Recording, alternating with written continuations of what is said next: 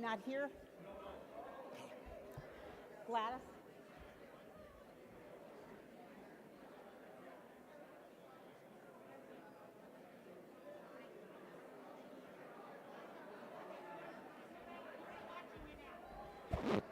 Good afternoon, everyone.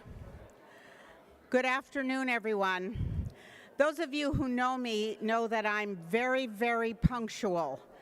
But the real punctuality here today is driven by the fact that we are live streaming. So if all of you could direct your attention to me. Oh, that was good. That was very good.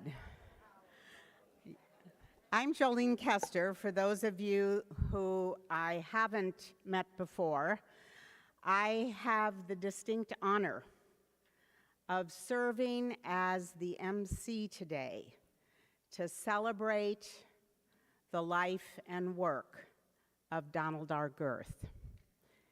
It is my honor because at Sacramento State, I was a faculty member, member of the Senate Executive Committee, department chair, various administrative titles with interims and assistants and associates in it, vice president for academic affairs, chief academic officer, provost.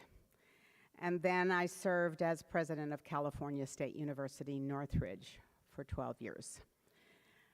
But for today, my heart is here, in this place that Don Gerth served with love, allegiance, and distinction.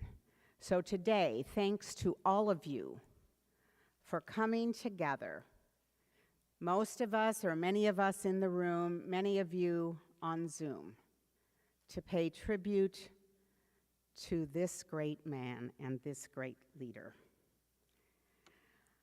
I want to start by thanking everyone here at Sacramento State for making this possible. President Nelsen, all of those staff members who have worked so tirelessly to put this together. We all know these events don't just happen. There's a lot of work behind the scenes. Gladys Glaude, and I'm pretty sure I said your name wrong, Rob Neff, and many others made very, very significant contributions to the logistics of today's event. Others who helped plan the program today include Bev Gerth, David Wagner, Betty Moles, and Robert Jones. We have a lot of people who are going to celebrate Don today. Along the way, I will try to steer you, direct you in your comments so that everyone who wants to speak is able to provide their words of tribute to him. I will say very succinctly, Don Gerth was a hero in leadership for me. He was a hero in being a president. He was a hero within the CSU. And he was a hero in the state of California. Hero, role model, value-driven, kind, good person who believed in people and never, ever forgot the human dimension of leadership. That's what I will always, always remember about Don Gerth. I would now like to ask the president, the current president of Sacramento State, Robert Nelsen, to come forward and share his comments with us.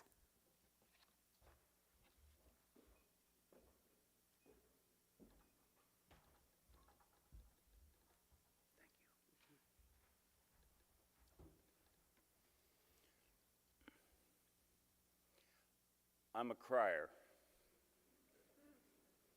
It's a weakness. But I'm going to try to fight through it because of Don. I'm wearing a pin that says, "Made at Sac State." Since coming here, almost 8 years ago, I've been made into a different person because of this university and because of you, because of the people who worked to make this into a great university. A university that I often say, even I can't screw up.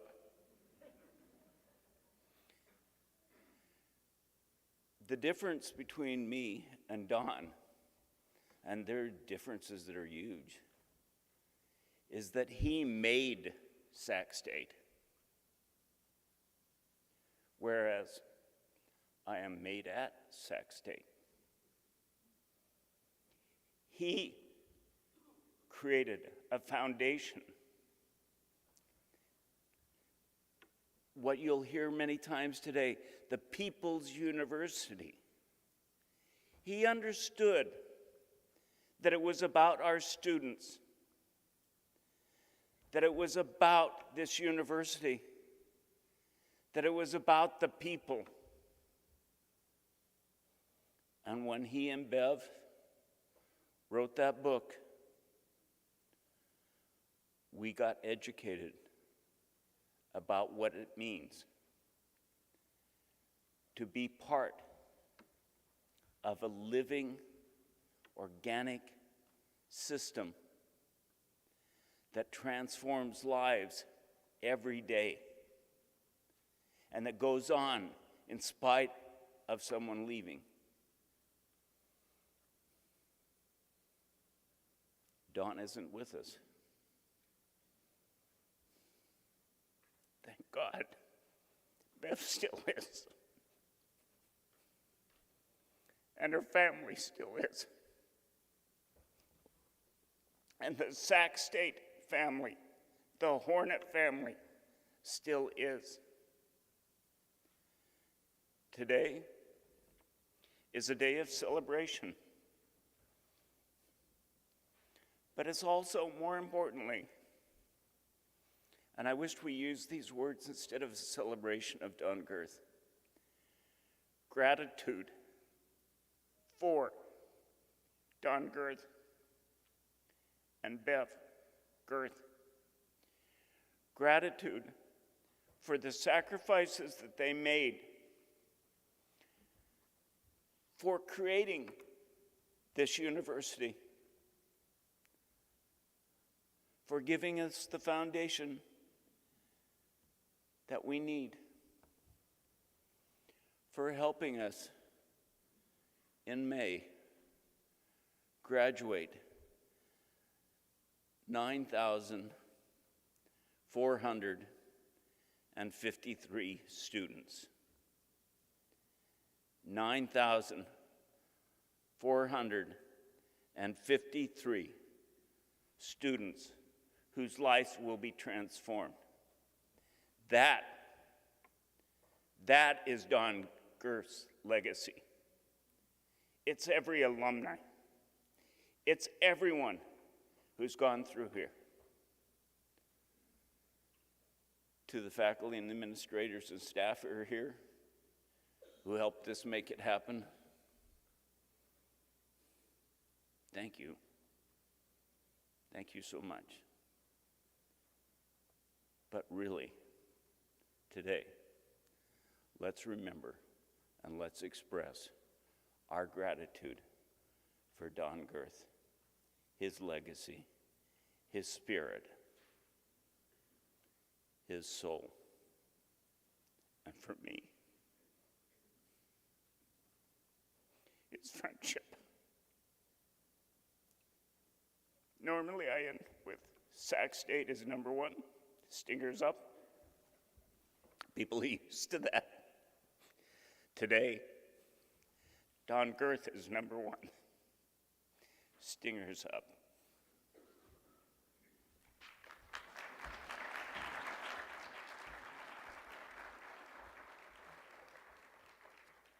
Thank Thank you, President Nelsen. Thank you very much. I would also like to acknowledge the President's presence today of several individuals who served with Don as president and who serve at institutions where he had senior administrative positions in the California State University. I am going to ask these individuals to stand. Would you please hold any formal recognition until I have identified all of them? First, from Chico State, where Don served as provost before going to be president at Cal State Dominguez Hills. From Chico State, President Gail Hutchinson. Also representing Chico State, President Emerita, I don't think you want to be interim. President of Chico State, Paul Zing. Interim President of San Jose State University, your own Steve Perez.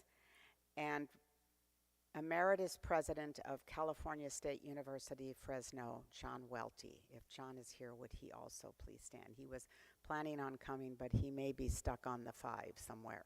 Please.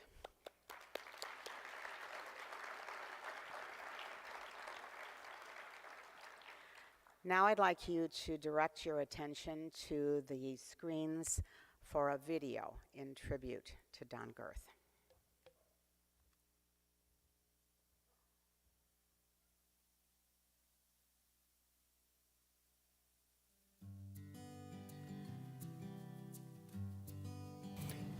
President Don Gerth is a hero of mine. Quite literally, and I mean it. He's a hero of mine. Even before we came to Sacramento, I knew about Don Gerth. Who doesn't? I knew about the People's University. It's one of the reasons we wanted to come to Sacramento State. He came to the university with a strong, abiding, everlasting belief in the wonder of the California State University system, the People's University. And California State University, Sacramento, was, in his view, one of those jewels in that larger system. He was an Energizer bunny. I really don't know when he slept. If there was an event on campus, he and Bev were there. He was an amazing researcher his entire life. And because of him, the CSU has stronger libraries. He really thought about the CSU as a system. I can't talk about Don without also talking about Bev. They were a team. They were inseparable. They were such incredible partners all through his presidency and beyond. And I just have to say that they were so welcoming to us and supportive to us. Don and Bev really were a team, so much so that the two became almost one phrase, Don and Bev. He taught me about the culture here. He taught me to love this university. Don was a person who not just believed, but enacted a concept of service for others. That's how he viewed the presidency. I also remember Don being willing to take on the cause of diversity, equity, and inclusion, although that's not what we called it at that point in time. Supporting gay and lesbian rights on campus and supporting more diversity on campus. He was having conversations when very few other people were. He was willing to go public, to stand firm with those values, and to lead the university in its efforts to assure that all people in the state of California had the right to a higher education that would allow them to transform their lives. When you've got leadership that at all levels populated by people who want to do good, they want to do the right thing, they want to advance the interests, not their interests, but the interests of the campus and the community, that's a legacy that I hope continues on this campus. What I remember about him was his love for the CSU, his love for Sacramento State, his love for Bev and his family, all of his family. And I loved being able to see someone who was so committed to what a university system like the CSU meant and means for the state of California. The thing about Don Gerth is I met him before I knew him. When I was applying for my job here at the University Library, I did what every librarian does. I did homework on the CSUs. And what did I do? But I found the book, The People's University, had just come out, probably 5 years before. And it's The People's University, The History of the California State University, written by Don Gerth. For me personally, Don and Bev, the two of them together, made a tremendous difference in my life. When Don retired, I said he was someone who created opportunities for me and then helped me succeed in them. It's thanks to his vision and his just value for history and an understanding of where we are in the world that we have the strong library that we do.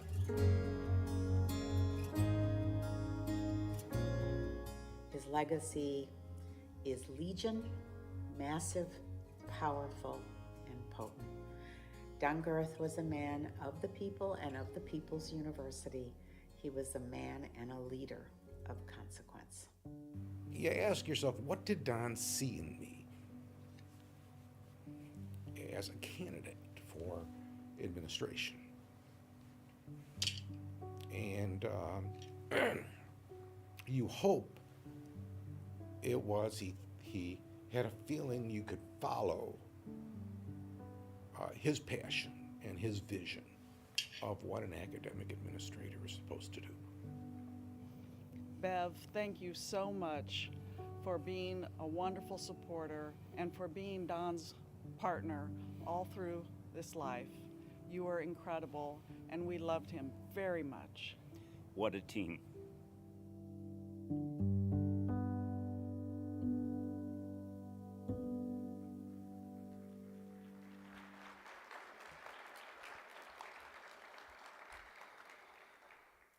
I've seen the video many times, and I can't watch without, at this point, feeling weepy like Robert.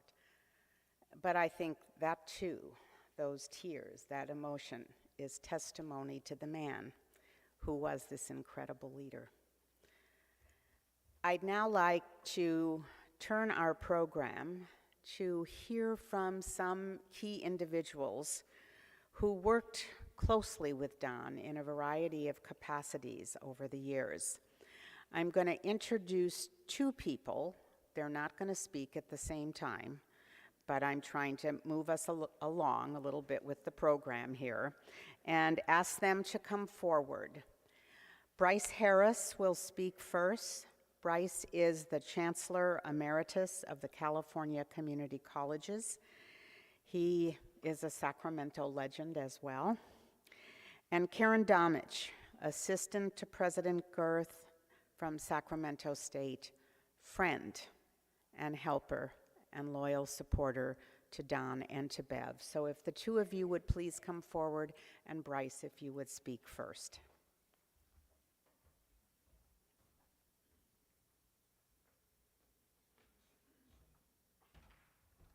Thank you, Jolene, and Bev, thank you for including me today. You know, I never encountered Don Gerth from the first day I met him until the last time we visited, that he did not have that trademark smile of wisdom. There's an often overused phrase to describe a distinguished man when he's called a gentleman and a scholar, and yet there's probably no better description of Don Gerth than those few words. He was without question a true gentleman in every sense, and his reputation as a scholar is without question. My first encounter with Don was on day one of my tenure here in Sacramento, when this dean of the CSU presidents called me before noon on day one to welcome me to the local higher education community. His gracious gesture for a very green chancellor was something I'll never forget. I'm sure he had much more pressing issues on his docket that day, but he made time to call and welcome me and spent nearly a half hour asking about me, telling me about the relationship between the local universities and the community colleges, and generally making me feel an equal partner in what I later learned was a unique relationship between the CSU and the California community colleges. We all know that Don was the most respected authority on the history of the CSU in their system. But what some may not know is that he was also the most credible authority on California higher education in general. In fact, after I began my tenure as state chancellor of the system, if I needed historical information about community colleges, it was not previous community college leaders I called, it was Don. He knew where things were set up and why they were set up the way they were, for better or for worse, and Don knew where all the bodies were buried. Unlike many university leaders, Don Gerth understood the connection between a vibrant community college and a state university. He often ran interference between community college faculty and university faculty in the very difficult and natural curriculum differences. He stood up for his faculty, but he always worked to ensure that decisions were made in the best interest of students rather than the university. I never called Don for help in academic matters that he did not respond. Those of you who knew Don also knew he could have a slightly stubborn streak. I once sought his advice on a small community group that had disagreed with a decision I made, and they were being quite vociferous in their pushback. I asked Don, at what point do I have to back up and give in? He paused, looked me in the eye, and said, never. He went on to counsel, if you made the decision in the best interest of the students, and unless something comes to light that makes that no longer the case, bow your neck and keep moving forward. As we worked together over many years, my wife Barbara and Bev also developed a great relationship. We ultimately knew Bev and Don not only as professional colleagues, but close personal friends. They graced our home on many occasions as we did theirs, and it was in those personal encounters that I came to realize, in addition to being a significant higher education leader, Don was a truly wonderful human being. He cared passionately for his colleagues, his students, his community, and especially his family. I witnessed in several instances his humanity as he sought solutions to problems that did not always advantage his university, but always advantaged those individuals involved in the decisions he made. He referred to the CSU as the People's University, and that is because he really believed in service to students first. I'll miss Don, as will all of you. I'll miss his humor, his intellect, and his humanity. For me, he was a colleague, a friend, and a mentor. For me, Don Gerth truly was a gentleman and a scholar.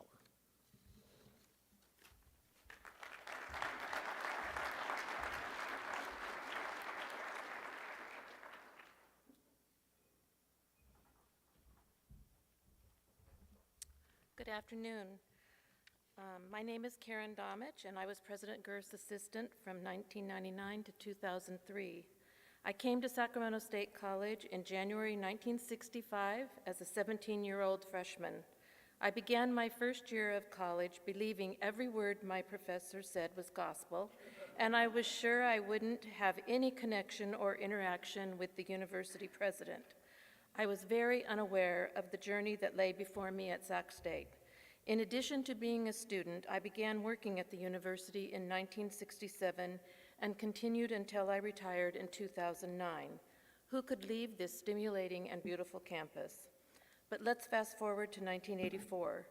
When Dr. Gerth was appointed president of CSUS, he brought his colleague Robert Jones with him to fill the position of vice president and establish the Office of University Affairs. Robert had a lengthy association with Dr. Gerth prior to coming to Sac State. Robert hired me in 1984 to be his assistant. For 16 years, we worked together, and our work was closely aligned with the president's office. Joyce Longacre, President Gerth's executive assistant, welcomed me into the inner circle of the president's office staff. With Robert's mentoring and guidance, and Joyce providing me an excellent role model, I was ready and thrilled when Dr. Gerth hired me to fill Joyce's position. He said, "You know, I can't stay here forever, so I don't know how long I will be president. It might be just a year." He also said, "With that in mind, it is customary for a new president to bring their own assistant. Do you still want the job?" Karen, again, I was thrilled and ready and gave him an enthusiastic yes. Remember, in 1965, I thought I would never interact with a university president. Early on, when I was working in university affairs and I was beginning to be more relaxed around Dr. Gerth, I heard him yell from his office out to Celine Harwell, "Can you get Domich in here?" I could hear him from my office because he was just across the hall. This was the first time he had called for just me to actually come meet with him. I walked into his office and he began talking and I was nodding and I thought I heard him, but when I left his office I realized, except for a few words here and there, I had no idea what he said. I immediately went to see Joyce in the adjacent office and said, "Please tell me you heard what he said." She laughed and she quickly brought me up to speed. She also laughingly said to me as I was walking out the door, "Karen, we all put our pants on the same way." Soon thereafter, I realized Dr. Gerth was the easiest person to talk to, and he was always interested to hear what I or anyone else had to say. I was amazed by this because he was so intelligent. He never made me feel like I didn't have something to offer.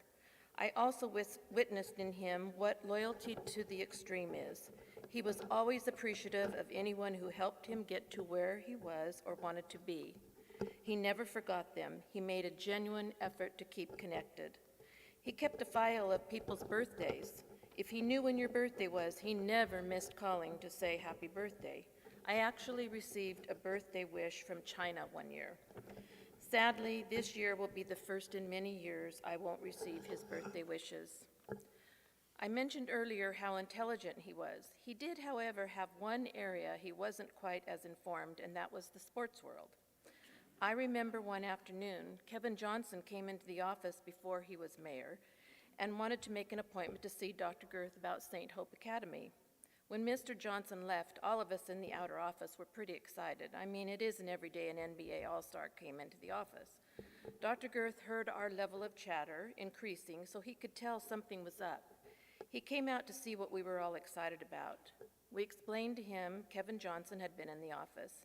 He had a blank look, so we explained to him that he had been a 5-time All-Star point guard in the NBA playing for the Phoenix Suns, and he was a native Sacramentan. He indulged us by acting a little interest, but he didn't quite match our level of excitement. The day of the appointment came, Mr. Johnson came to my office rather than waiting in the outer office. Dr. Gerth came in and saw him talking to me. I could tell by the look on his face he had no clue who the man was. I immediately said, "Mr. Johnson is here for his appointment." Dr. Gerth looked up at him and said, "I thought you would be taller." Mr. Johnson looked back at me and gave me a thumbs up and a smile as he went in to meet with Dr. Gerth. The hardest part about working in the president's office was we knew how he felt about certain things, and we knew what was important to him. We knew what was mandated and had to be carried out by him, whether he agreed or not, and most often without divulging the origin of the mandate, or when he had to put his personal feelings aside and do what was in the best interests of the university. He was always so kind to us in the office, it was difficult to hear unjustified criticism of him. We had a wonderful team in the president's office. We liked each other, we worked well together, we shared information so we were all aware of the issues at hand. We trusted each other and fully understood the importance of confidentiality, and we had fun. One of my favorite memories of Dr. Gerth was on the rare evenings when he would leave before us, usually going to an airport. He would always and affectionately say, "See you later, gang. Don't forget to put the cat out." The way he said this to us, we felt a warmth, a genuine camaraderie. That same feeling would come to me when I was working with him in the afternoons and the roosters would start cockadoodling. We always laughed and never tired of hearing them. All of us in the office took turns heating the hundreds of cans of Campbell's onion soup for him whenever he stayed in the office over the lunch hour. He would get a couple of saltine crackers, too. We enjoyed doing this for him because he was so appreciative. He always said he could do it himself, but we volunteered. It was a warm and personal moment we all shared with him. I remained close to Dr. Gerth and Bev after his retirement and then mine. A couple years ago, we started on a project which came to be known as the album. We finished it some months ago. We never expected it to take us so long to complete, but it kept getting bigger and bigger as we remembered more and more. Then COVID came, setting us back a lot. It is now completed and is located in the lobby of the Donald and Beverly Gerth Special Collections and Archives on the south side of the University Library. It is on a desk, and there are chairs for you to sit while you peruse the contents. It was Dr. Gerth's and Bev's desire the album would express their gratitude to everyone working on campus during the 19 years Dr. Gerth was president of this university. They knew they could not achieve their vision alone. They needed help from every person on campus, no matter what their role was. Unfortunately, it would have been impossible to include everyone in the album, but the sentiments of appreciation and gratefulness to everyone is clearly stated by Dr. Gerth's and Bev's words throughout the album. I hope you will find some time to take a look at it. It is a brief trip down memory lane. Dr. Gerth was very important to me. I will miss his kindness, his sincere friendship, his life stories, his energy, and his wonderful sense of humor. He was a remarkable man, and I feel privileged I was able to work so closely with him. Thank you.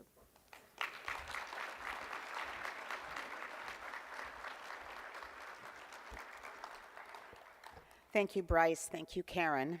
Let me now invite to the podium Eric Herrera, who currently is a member of the Sacramento City Council. He's former president of the Sacramento State Associated Students Incorporated, and he served on the board of trustees of the California State University. And in casual conversation that he was having with Richard West before he started, he reminded Richard of a protest that he had organized in the chancellor's office, and Richard demurred and said it wasn't such a great one. So just to set the stage here, right? I'd also like to ask to come forward to speak after Eric Guerrero. I'd like to ask Eric Gravenberg to come and join us at the base of the steps. Eric worked at Sacramento State, and he served at the Peralta Community College District, and he is Deputy Chancellor Emeritus. My goodness, all of our deputies, interims, and emeritus, but we are very glad that you are here. So the two Erics, please.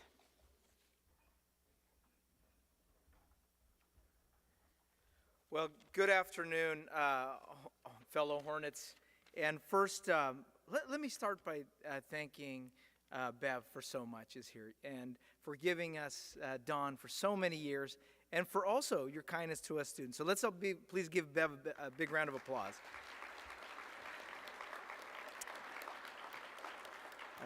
When Bev would come around, she always had a great smile, and I could see where she would always feel the energy for Dawn and making sure that those long days were filled with that level of support. Don was a very kind man. I think the way that I would describe him was he was not only kind, he was committed, yes, a gentle person, but more importantly, what I saw from him was he had a vision that you could change people's lives, to pull people out of poverty, and really confront the major challenges that we face of racism and hate, and that our humanity suffers through having a strong and healthy educational system to help build the individuals. And when I first met Don, I was a janitor actually in this building. I think it was in the Redwood room. This room hadn't been built yet. And like many of us who have worked in the service sector, whether it's in labor or in customer service, sometimes you become invisible in plain sight. The interesting thing about Don is that he would always make it a point to say hello, regardless of what position you were or what you did as a person. And it might have been his humble upbringings as a steel worker or selling shoes for a living, which is something I never knew. But that understanding of the ability of someone's path forward to become somebody, to be who you want to be, and to help them achieve those opportunities was something that always stood out. I got to know him actually more closely when I was engaged, yes, in student government and was elected to the Associated Student Board of Directors. I went and scrounged it out and pulled my old pin to bring it out today for a little bit of pride of our adversarial nature with student government at that time. And by the time I was elected student body president, that summer, shortly after, Don Gerth had announced his retirement. And when I saw that, it was a shock. He had been here for 19 years. Nobody thought he would retire. We all figured so many presidents had come and gone, and he had worked us each all. So I quickly ran to the office, to his office, dropped in unannounced, and Karen probably doesn't remember, but I wanted to barge right into his office. And he heard my voice and invited me right in. And at that point, I said, Don, why don't we just avoid all the sit-ins that we had last year and all the pickets that we had the year before? Let's enjoy your last year and let's get to work. And it was interesting because Don said, Eric, I've always been a student of political science, and I hope you will always too. And at that point, it was an interesting year because we decided to focus on a few things and begin to get things accomplished. Most interestingly, the first one that we worked on was saving the student newspaper, the State Hornet. It was going into bankruptcy. Very well saying, well, you do know we will be the target of bad press by doing this. And sure enough, the rest of the year, as the student newspaper would go, they would target the administration and then obviously the elected student body president. But Don felt very clearly that a good democracy was dependent upon us having a strong journalism corps, being able to have good people who were out there searching the truth, and that it only happened if we did it here by training our students. That year also, we found out that we were having many issues, even with our own city, on safety. And at that point, helped and worked with the students to go lobby the city council, to lobby our past, our council members, Steve Cohn and others who are now in other offices, to make sure that there were improvements for students. He always had that voice of the student safety in mind. And most importantly, even during very difficult budget times, and during times of great political stress, lobbied and was vocal about racism and the funding for programs that would affect diversity and equity. My first year on the campus, Prop 209 was on the ballot, and he was out very vocal about making sure that that we could keep the programs like the minority engineering program that gave me a shot from being a farm working student and parents who only had a 4th grade education to be able to have an opportunity here, to be able to fund the HEP program and the camp program that even helped people like my mother, who at the age of 50 got her high school diploma here at Sac State, her GED, an impressive opportunity. And while I was a student here, I also watched him tackle some very difficult times.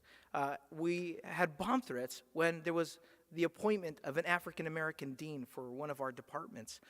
And even looking at our deans during that time, the majority of them were women and people of color. During that time, we also had the attacks of 9/11. There was a lot of fear on campus, and we had to evacuate the campus. And he led at a time when there was a sense of being able to bring students back to focus on their education during so much turmoil, and also some of the unfortunate hate that came out outside of that. It was interesting to see his leadership because it developed so many leaders now that I encounter every day. And one of the things that he was most proud about was the institution itself, not because of an entity, but of a thing for progress, a thing to change life. He preferred to say the California State University, Sacramento, versus Sacramento State. It was not just the capital's university, he would tell me, it was the people's university. And that proud sense of describing how the graduates of this alumni association, this alumni, would change the future, not just their own lives, but others in the future. I'll say that Don was very committed to making sure that their alumni did well, and always stayed engaged. In fact, with me personally, he always took time to give me some political advice. I loved Don the fact that he loved politics, so when I decided to run for city council, he already began to think about the strategy and decided to do a mailer for me himself and wrote it and sent a photo to all the people in the neighborhood. And sure enough, when I knocked on doors, they didn't care it was me at the door. They said, Don sent me a letter about you, So thank you, Don, for that wonderful opportunity because it gave me a shot here. But he also kept in tune and would give me advice as I pursued my work in public service. And He would write me letters, and I wish I would have kept those notes and those postcards, but I did found one that he sent a year before his passing. And when I was asked to speak and give remembrance, well, what better way to remember someone than hearing it straight from the person? I'm going to paraphrase because it's a few pages here, and Don could write, let's put it that way.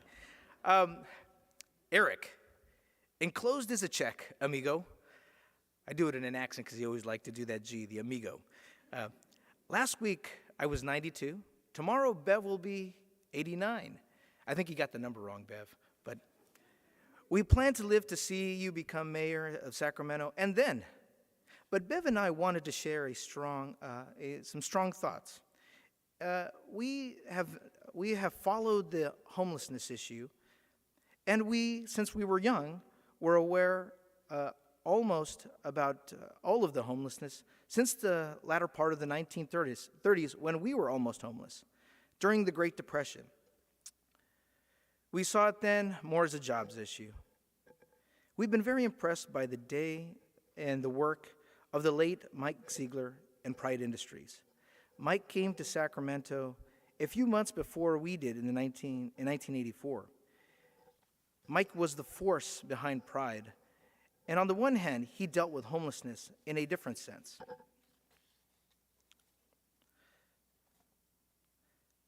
But I keep remembering all the jobless folks and folks hopping into train carts. Those memories I carry myself of people looking for jobs.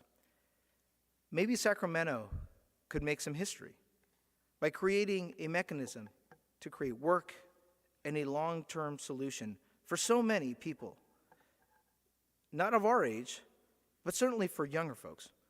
Younger folks like in their 50s, 60s, and yes, even 70s. Just some thoughts. We certainly wish you well, Don. December 7th, 2020. Don never stopped caring about those who had least among us and how to help people restart their life. Didn't matter whether you were a 17-year-old high school graduate or 18-year-old high school graduate like myself, or a 50-year-old fourth grade education person like my mother who got her GED, or someone in their 60s, 70s, or 80s. He believed that if we had a strong educational institution and that if we created the opportunity for people to succeed, they would change the world. They would make it better for all of us, and he certainly has. Thank you, Don Gerth. Thank you, Bev. Let's go Hornets. Let's go Sac State. Let's go Don Gerth.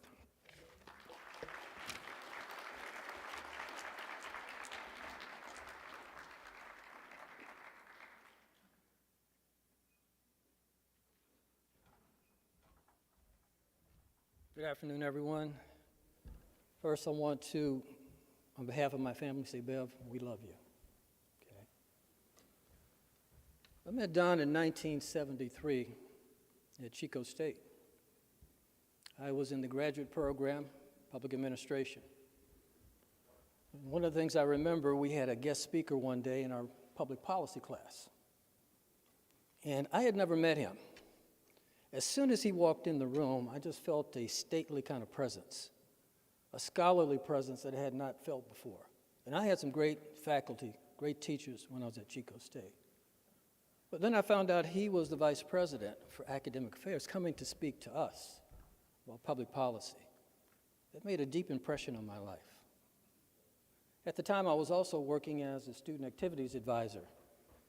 Eric, that's a great job to have when you get right out of college planning parties, okay?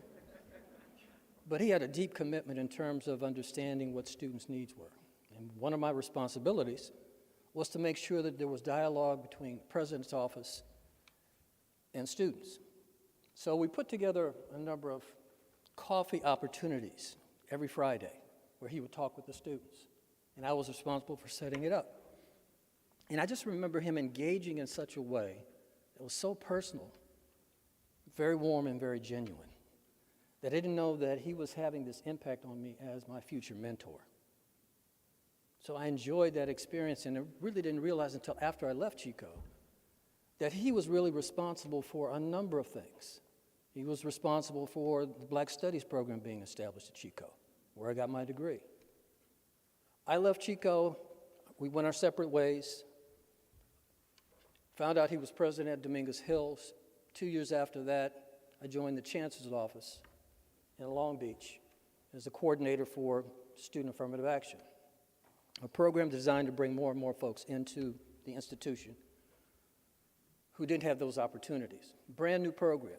A little bit of animosity on some of the campuses in terms of how it was set up, because there's always this kind of tension, as Bryce knows, between the district office and the campuses.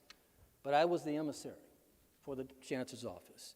And I will never forget always walking on that campus to pay a courtesy visit to a president. And some presidents, you know, they just knew I was there. They didn't invite me in. But Don always invited me in. And the first time he invited me in, I thought, uh-oh, something's wrong, right? He just wanted to talk about how things were going, what his institution needed to do to have the best program in the system. And I really got a chance to see him interact whenever he came to Board of Trustees meeting. And I admired his style, his grace, his command of the subject matter. So much so, 4 years in, there was a position open at Dominguez Hills. It was for a special assistant. So on one of my usual visits to the campuses, I stopped by, and we began to talk. I told him I had an interest in the special assistant position, thinking that we had some kind of a friendship, right? A mentorship. Don proceeded to tell me all the things relative to the position that he was looking for, everything that I needed to know. That person was the mirror image of Don and needed to know the same things. He gave me a long list of things. And at the end of that, because I had other duties that day, I got up, walked out the door, and I said, wait a minute, did he just say he's not going to hire me? But I got back to the car and I realized I had not been fully understanding of the wisdom that he was giving. He gave me a roadmap, not for that position, but for other careers in my life. And I refer to that roadmap often. Powerful. Fast forward, in the mid-90s, many of the CSU campuses are going through a lot of different changes in terms of enrollment. This campus in particular. We had to shut the doors because we didn't have enough resources. As a result, a lot of the students never came back to us. We had a lot of challenges. I was working with a consulting firm that made some recommendations, and lo and behold, Don hired me to be the Associate Vice President for Enrollment. I got a great opportunity to work with great folks like Jolene, David Wagner. I mean, the list goes on in terms of the kind of family that he created. Sitting next to Betty Moles and helping me understand what strategy was for this campus, what the soul was of this institution, helped me craft policies and programs that made us reach out to the community. Keep in mind, as Eric pointed out, this was in the advent of 209. At the same time, the high school population was getting more and more people of color. And this bothered Don because he began to see how we were beginning to constrain access, and it bothered him tremendously. The superintendent of Elk Grove at that time, Dave Gordon, called Don and asked for a meeting. He wanted more of his students from the district coming to Sac State. Don and I made the pilgrimage over to the superintendent's office. We had lunch together. We talked, and we devised a strategy that was so encompassing, so powerful, still unprecedented. We signed an MOU with the Elk Grove Unified School District, and then a year later we signed an MOU with Los Rios Community College District. More than that, what we did is we placed all of our admissions folks at the site of those high schools. They were joint employees. It was Don's idea that maybe we pay half the salary and the school district paid the other half. He was innovative. Not only was he a mentor, he was a courageous leader. As a result of that partnership, of the family he created, of the great folks that I work with, our enrollments grew. And our enrollments for underrepresented students grew as well. We were able to figure out how to get around a law that was so restrictive. In my mind, kind of a Jim Crow law that allowed us to excel without losing a beat in terms of not only the quality of the students who came in, but their commitment to Sac State. Powerful. It was only because Don had faith in me. He allowed me to be innovative. He created the conditions by which I could be successful and my team to be successful. And that's a lesson that I've learned in all of my travels and all of my professional assignments. One of the things he really shared upon me when I was president at College of Alameda, very similar to what Eric talked about, and that is, it has to be in the student's best interest. Everything has to be in their best interest. So when I created those conditions for faculty and staff to be successful, that was our beacon. That was our North Star. Whatever we decide, it has to be in the student's best interest.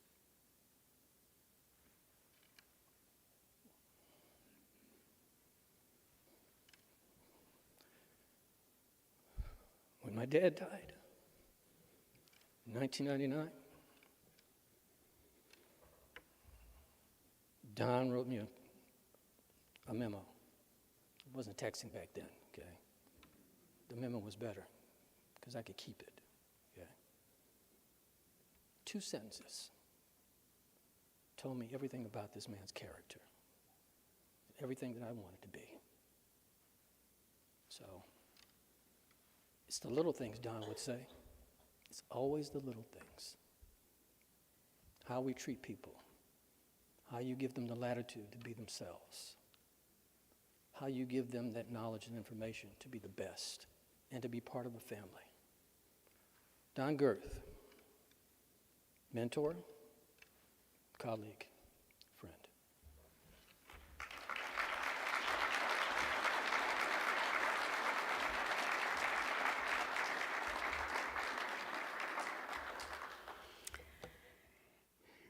On that note, let me ask Patrick Murray and Dr. Donald Kendrick to provide us a musical interlude on Eagle's Wings.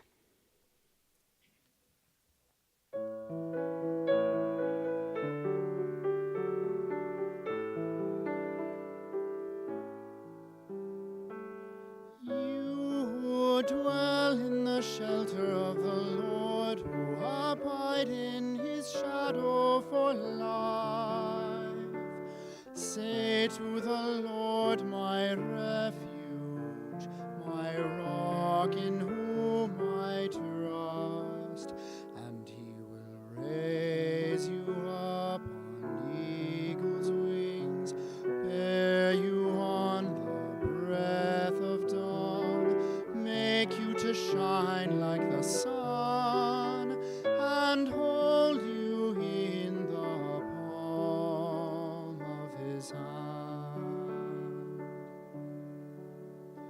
The snare of the fowler will never capture you, and famine will bring you no fear. Under his wings your refuge, his faithfulness your shield, and he will raise you up on eagle's wings, bear you on the breath of dawn, make you to shine like the sun, and hold you in the palm of his hand.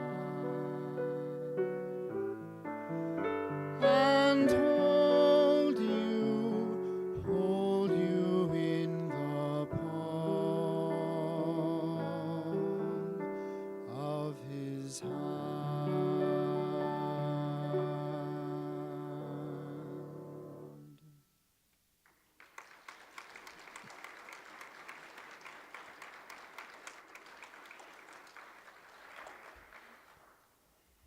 The song always makes me cry, so. Representing the California State University system are 2 distinguished former executive officers of that system who are going to now share their remembrances of Don Gerth. Let me invite to the podium Karen Zamaripa, Emeritus Assistant Vice Chancellor of the California State University, and following her will be Emeritus Executive Vice Chancellor of the California State University, Richard West.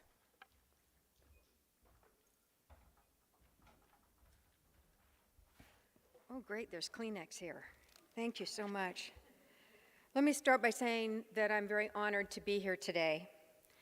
And before I share some of my remembrances, I want to extend my deepest condolences to the Gerth family.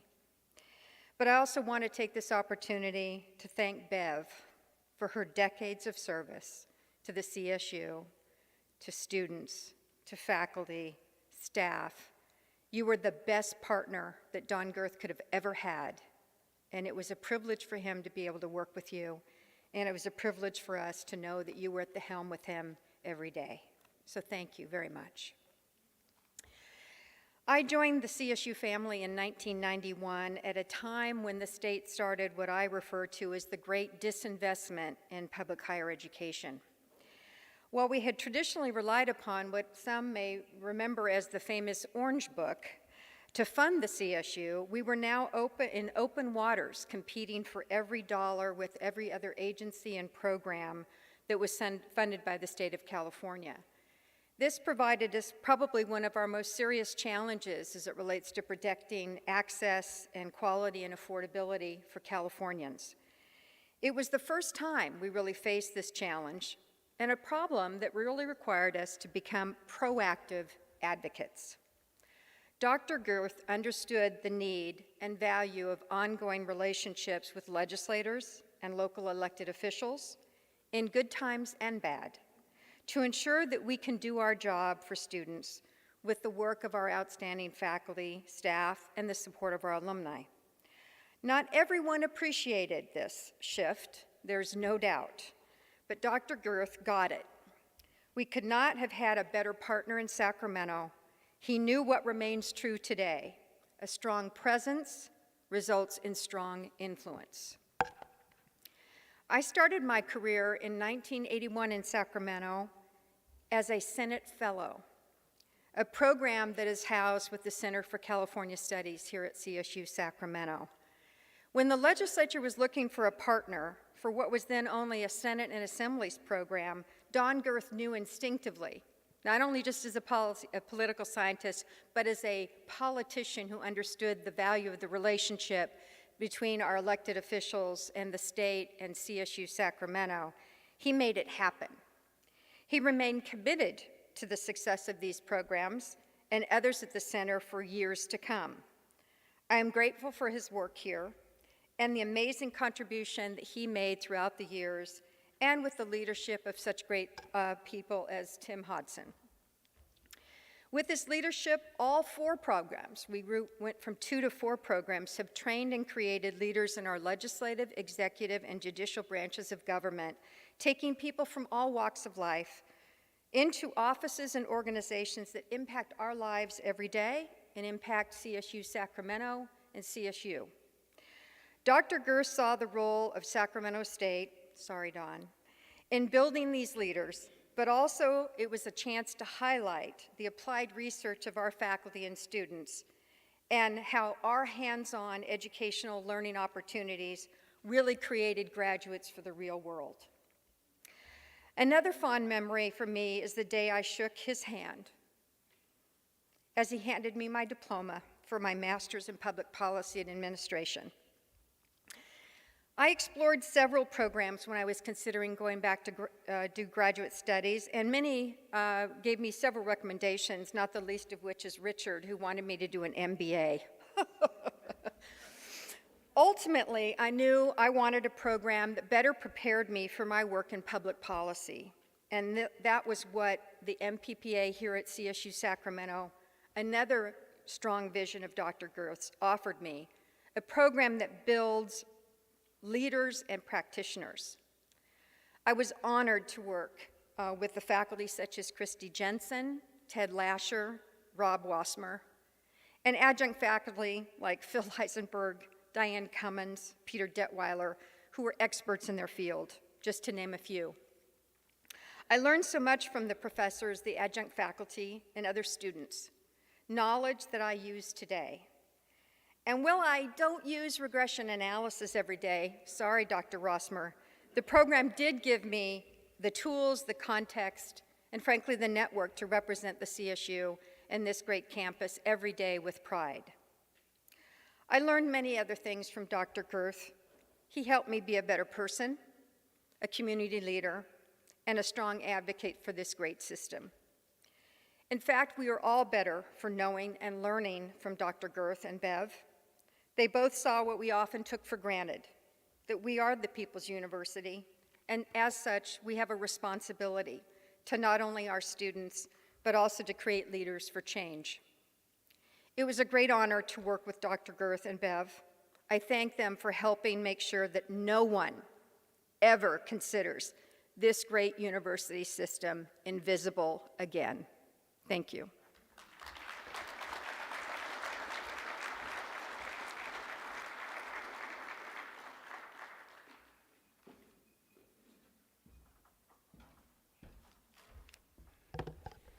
Good afternoon. My thanks to Bev for giving me the honor to speak at this memorial celebration of life for President Gerth. It's an unexpected gift. Thank you. I met Don Gerth in early 1994 when I joined the Chancellor's office. Like Don, I had spent my entire professional life in public higher education. For me, it was the University of California, mostly at the central administration level in the areas of business and technology. For 25 years, I had learned about the master plan, the California master plan, from the perspective of the University of California. Then I met President Gerth.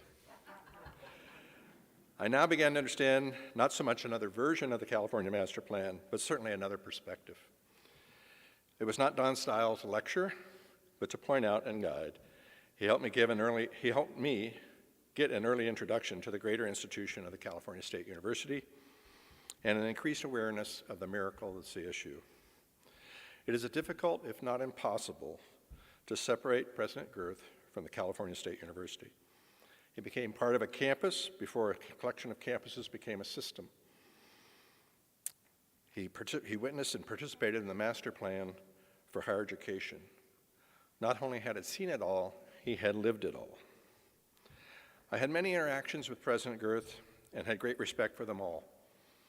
Through the many executive council meetings, which is made up of the presidents, the chancellor, and the vice chancellors, special task forces, and individual discussions, I gained a deep respect for Don's perspective, deep knowledge of the system, and how to navigate our rather complex governance systems in higher education. Given Don's tenure, it is also true, I now realize, that probably he had seen a version before of whatever topic we might be discussing at the moment. It may have been new to me, but not to President Gerth. I appreciated that he didn't point it out to me, too. He was always professional and helpful. As often as I would talk with Don while I was president of Sac State, our dialogue continued after his retirement. The opportunity was given to me because of the Chancellor's positive reaction to Don's proposal to support the writing of the history of the California State University. The Chancellor provided the resources to support Don and Bev's effort to undertake this substantial task. I became the central office liaison for the Gerths in this monumental effort. As I hinted at earlier, I have become a great admirer of the California State University, its faculty and its students, also its sheer size. The opportunity the CSU campuses afford to the students of our state cannot be emphasized enough. How to write a history for such an organization boggled my mind. Fortunately, it didn't faze Bev and Don. The result of their effort is a very substantial book, The People's University. My contribution was very modest. Probably the most important thing I did was to make sure that the resources needed to support the effort were allocated each year. Periodically, Don would ask me to help organize a focus group to discuss a particular topic in technology or administration. I was, of course, glad to do so. There would be times that I wouldn't hear from Don for a very long time. Could it be that he and Bev had given up this impossible task? I couldn't have been more wrong. After more than a few years of intense effort, the history was published. I refreshed my memory on some topics this past week by rereading sections of the history. It's an amazing work for its scope and breadth, and also typically of Don, its optimism and hope.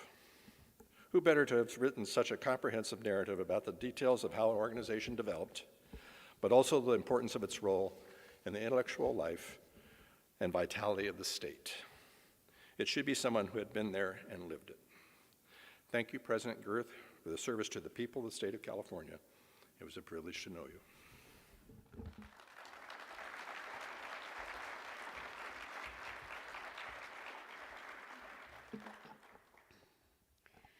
One of the unheralded accomplishments of Don Gerth at California State University, Sacramento, was his commitment to the faculty and his commitment to a vital and, yes, sometimes contentious shared governance relationship with the Faculty Senate. His years at Sacramento State showed that a committed president could and would and did forge effective relationships with faculty leadership. To speak to Don's efforts with respect to governance with the faculty, let me invite the current chair of the Faculty Senate and Professor of Biological Sciences, Adam Reichs, to come forward, and also two former Faculty Senate chairs, more from my age and time in Sacramento, Sylvia Navarra and Juanita Barrena, to present a resolution from the Faculty Senate.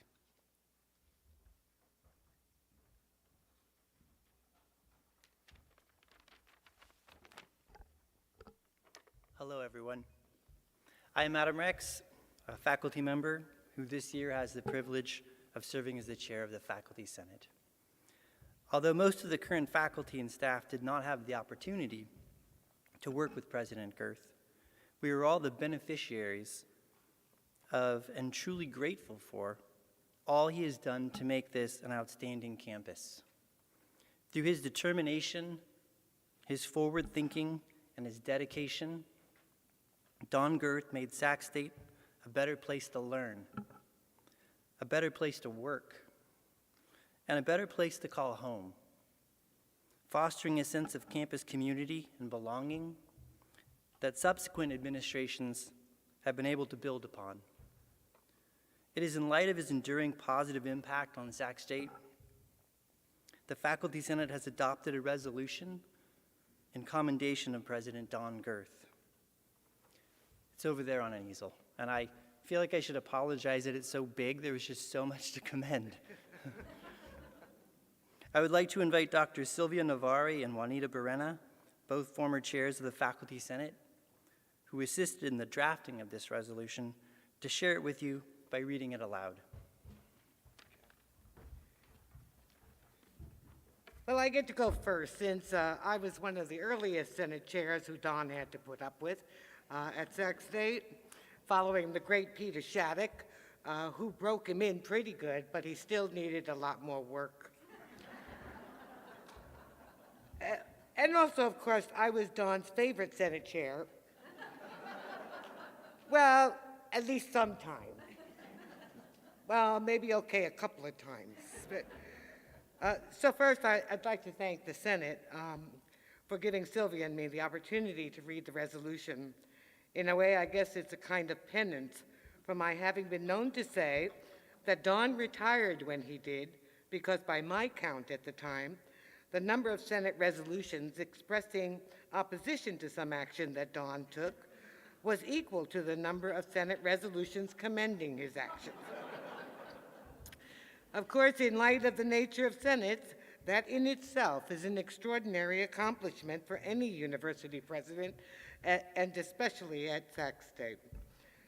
And this resolution is not only a tiebreaker, but also explains why Don was able to maintain positive relationships with the faculty and the Senate, his longevity and effectiveness as president, and the continuing impact of his presidency on the campus. So here's the resolution. Resolution of commendation for Donald Rogers Gerth, President of California State University, Sacramento, 1984 to 2003. Whereas President Emeritus Donald Rogers Gerth, or Don Gerth as he preferred, was the longest-serving president of California State University, Sacramento, Sac State as he sometimes preferred, having served as president from 1984 to 2003. And whereas Don Gerth oversaw an extended period of administrative stability and campus development, challenging the previously oft-repeated motto, "There's nothing more permanent than a temporary building, and nothing more temporary than a permanent president." And whereas Don Gerth brought with him a wealth of experience as both an administrator and a faculty member, who never lost touch with his academic and disciplinary roots as a professor of government, or as he preferred, political science, gained during a career when within the California State University system that began in 1958 and included work on the California Master Plan in higher education. And whereas Don Gerth embodied the character and values, the intellectual integrity, the emotional stamina, the commitment to excellence, and the respect for the system of shared governance we continue to maintain.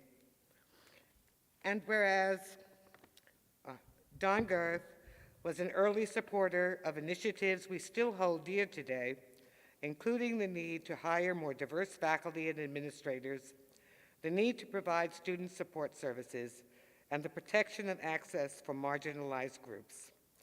And whereas Don Gerth recognized that Sac State, by virtue of its location in Sacramento, held an important role in the study of California and policymaking, exemplified by his support of the establishment of programs in public policy and administration, and creation of multiple policy centers and institutes at Sac State, including the Center for California Studies, the Institute for Higher Education Leadership and Policy, the Center for Collaborative Policy, and the Institute for Social Research.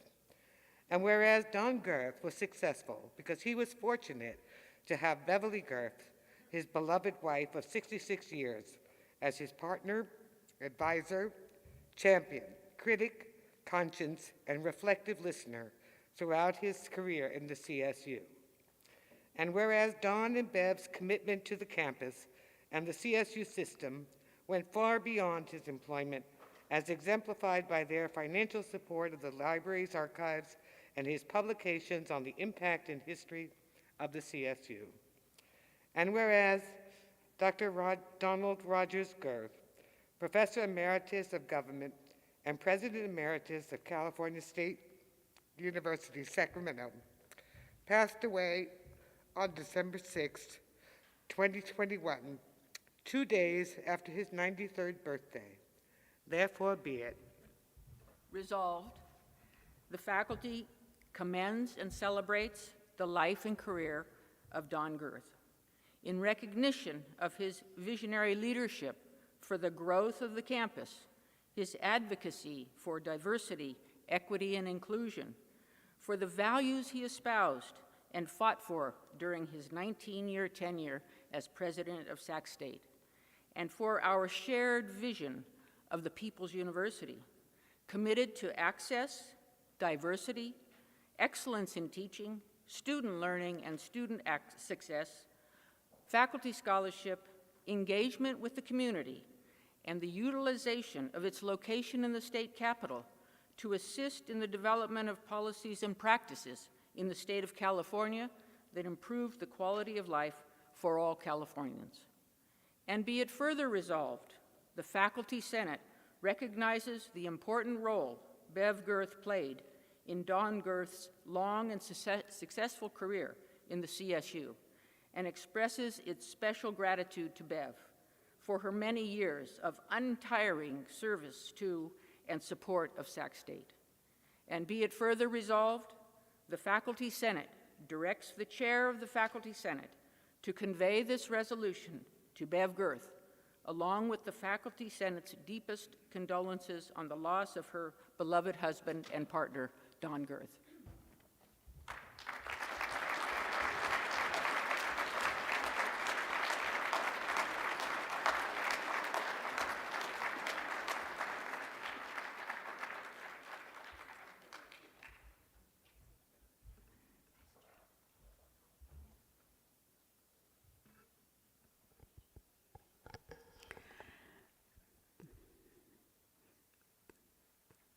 We are now going to hear a few words from Beverly Gerth.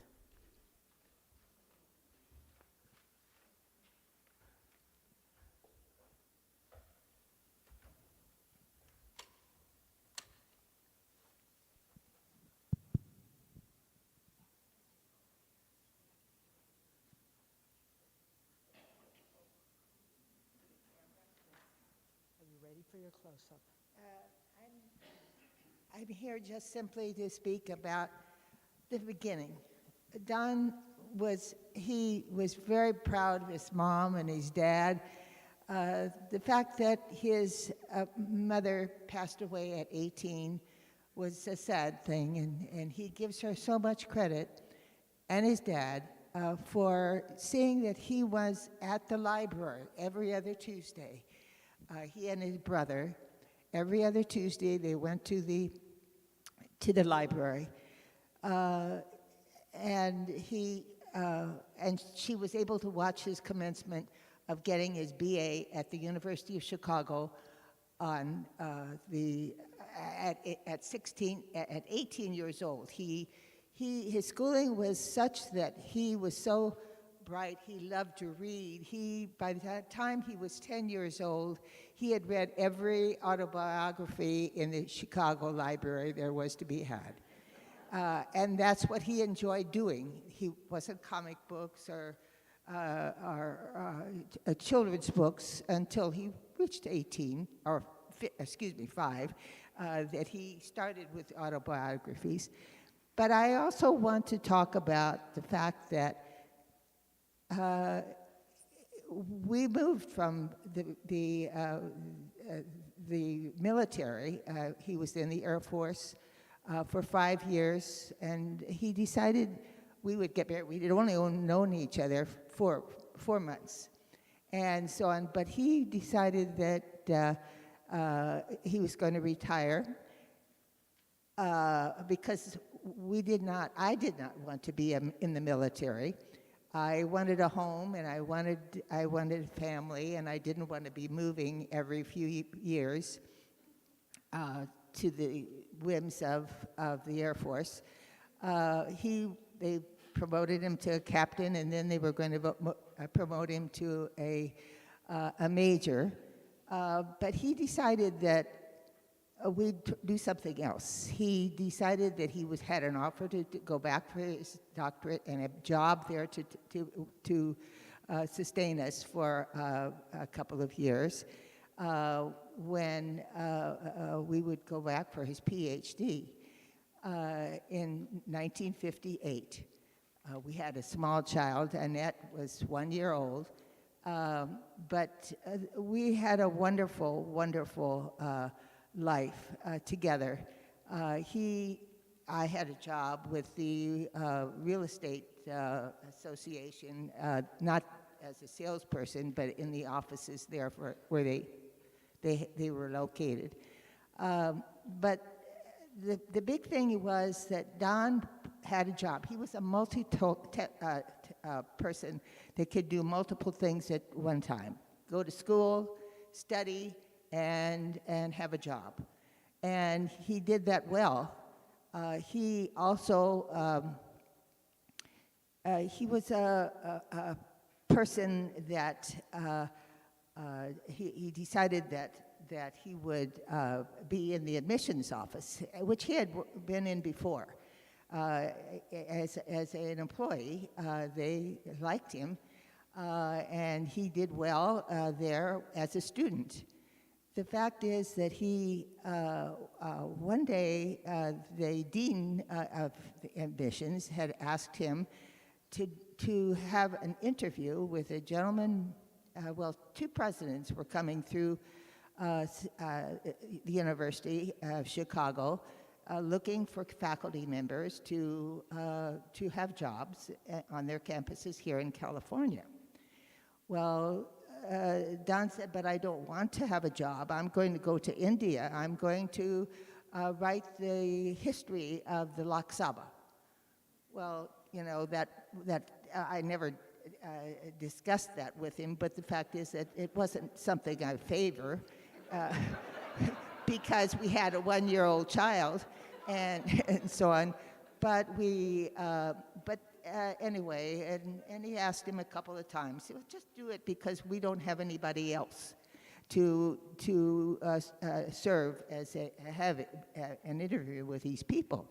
One was from San Francisco State, and one was from Sac State. Guy West was there, but he was ready to retire. But the interview wasn't that good. So the next day, he had his meeting with Glenn Dumke. Glenn Dumke was a wonderful, he came home and he was so excited about Glenn Dumke and what he had proposed. Glenn Dumke was the new president at San Francisco State, and Glenn and his wife had no children, but he just simply, I think he chose Don and liked Don because he was in admissions and he had a job open for admissions, and he wanted something more for California universities or California colleges at that time. The fact is that he was he wanted to. I believe, but he would never tell Don that, he believed that he wanted to change the colleges in California to be universities. And he had a way of doing that. The colleges, we had 9 colleges. The colleges were teachers' colleges on most campuses, and he wanted to open it up to be universities. So he figured Glenn came from Occidental College, which was a campus of a private university. And so he had this idea, and Don said, he came home and he was so excited about plans and that kind of thing, but he said, I'm not going to take associate deanship.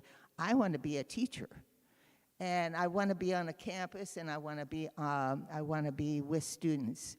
So it worked out well, in as much as Don explained that to Glenn, that he wouldn't take it without being as a faculty member as well. But then it was a week later that Glenn called and he offered Don the job, and he had been meeting with the faculty in political science and government, and so he decided that he would came home and he said, let's go to San Francisco. So we did, and it was such a wonderful experience, but we don't hear much about Glenn anymore. And he was a wonderful, wonderful president. We enjoyed being there for 5 years. We enjoyed San Francisco. We had bought a house. The house was $21,000, I remember, and it was in San Bruno. It was overlooking the airport. But now here we were hesitating whether we were going to go to Los Angeles, where the chancellor's office. Glenn was being appointed as the first chancellor because the chancellor who had originally thought he was going to be chancellor had decided that his wife didn't like San Francisco. She wanted to stay in New York. So Glenn was appointed to be the first chancellor that arrived, I should say. He also and he did go with Glenn. We moved down there. We spent a year there, and Don was involved in a lot of meetings. They were talking about master plans, and they were in the back room. Glenn and the chancellor and the president of the University of California were having meetings. But I just really want to understand that that's where Don's career really began. He began in the admissions office, the associate director of admissions. He moved to Los Angeles with Glenn Dumke. He was there 1 year, and he decided he was not happy off of campus. He wanted students, and he wanted faculty, and he wanted to teach. He therefore, there was an opening for the Dean of Students job at Chico State, which is where we lived for 12 years. He did get the position, and he did teach. He had a wonderful need for students. He got along so well with them, and I have a picture of him standing over bodies in the hallway and in the restroom, saying that we need to move over. The students were sitting on the floor. That's fine, thanks. The students were sitting on the floor in line with people so they couldn't get through. And he said, just move your bodies over to the left-hand side, and it's okay. You know, this was a company that arrived there, and they were a chemical company, and the students didn't want them there. So there was so many ways that Don simply knew how to deal with students and understood students, understood faculty. He wanted to be a faculty member. He taught, always taught. Even when he was here at Sac State, he taught one class a semester, and he enjoyed it. He learned from students, as he said. He learned what their thoughts are and what their needs were, and that was very important to him. So I want you to know that when Dr. Dumke, Glenn, was very, very helpful to Don, and he he passed away eventually, and I don't remember the year at all, but he was a very, very wonderful chancellor. He also was, when he passed away, he was buried down in the cemetery. He also said that he was one that has an archives at the university. This is the statewide archives for the university, for the chancellor's office as well, and so on. So when Glenn passed away, we did finally, and Don retired in 2003. Our first job was to do a publication for a book for the history of the CSU. This was very, very important to all chancellors who were online, one after the other. And therefore, when Glenn passed away, and by 2010, he had already left us. But he also, we finished the book. It was published in 2010. We took a book down to his gravesite and left it there. I have no clue whether it's still there or not. It's indoors, but the fact is a mausoleum, and so on. And so this is a man that saw in Don, in admissions, because we even went out to together with our first child, Annette, to visit colleges, universities that might want to come to the University of Chicago at that time, and so on. So that's why he was chosen, I believe, by Glenn Dumpke. Not that he was chosen by the faculty, but Don enjoyed being a faculty member. He was important to him to teach.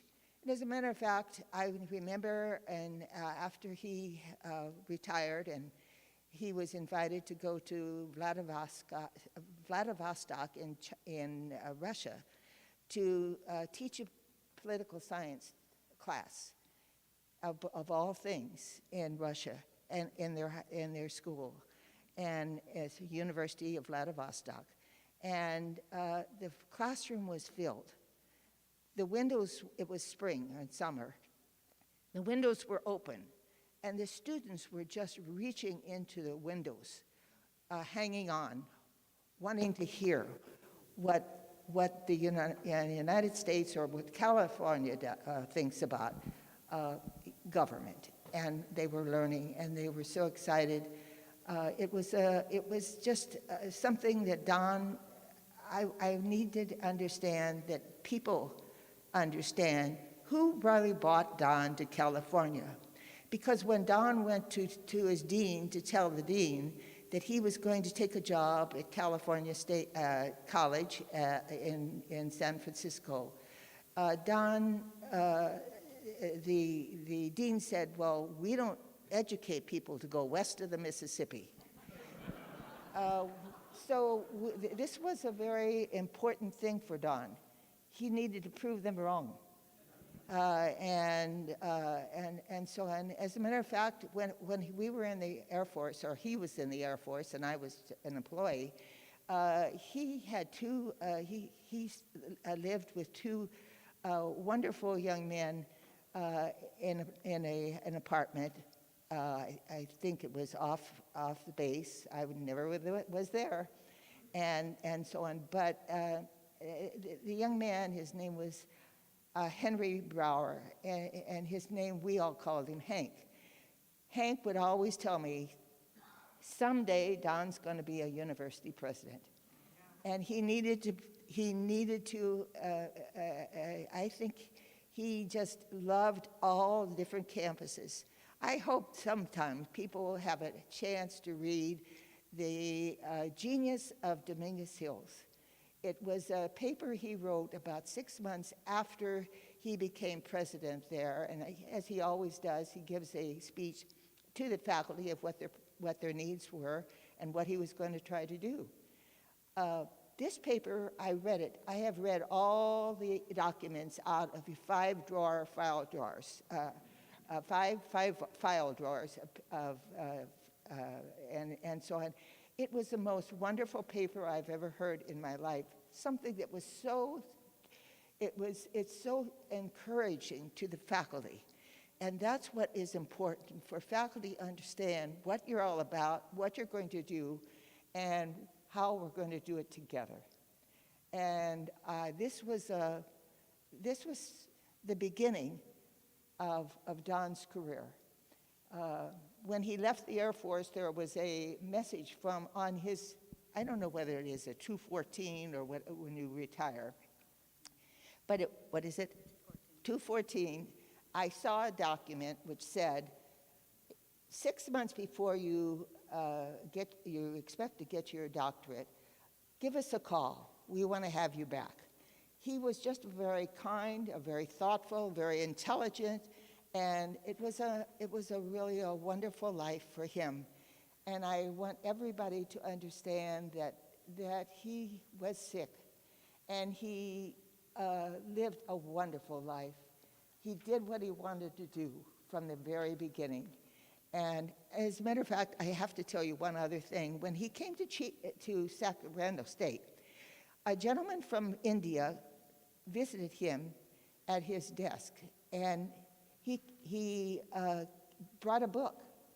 He said, because we had done research at the University of Chicago in the basement of the library, and we had done all the research for the history of the book that he wanted to write. And he had money to go to India and to do that. But we had this job offer, and he accepted that. But he brought this little book, and he said, I want you to know we used all of your information from your that you received and you wrote for your book, and here's a copy of our book. Someplace in this university, I believe, is that history, unbeknownst to me where. But we did donate 47 boxes of books before we moved to Eschaton. There was no room for them. And our son-in-law bought the makings of a corner bookshelf in our apartment. So we have a bookshelf with lots of books on it, but I have not seen that book. I just want you to remember that Glenn Dumpke was a wonderful man, and I give him credit for having Don here in California for so many years. It was something he wanted to do, he loved dearly. Thank you.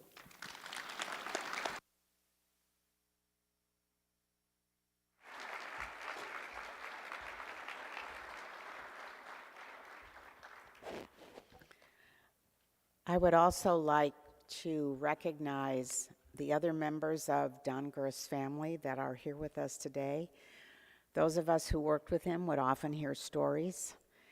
We also owe a gratitude to all of them for giving us at the university so much of Don's time. Don's daughters, Annette and Debbie, his grandchildren, and his great-grandchildren. Would you all please stand and receive the recognition of this grateful audience?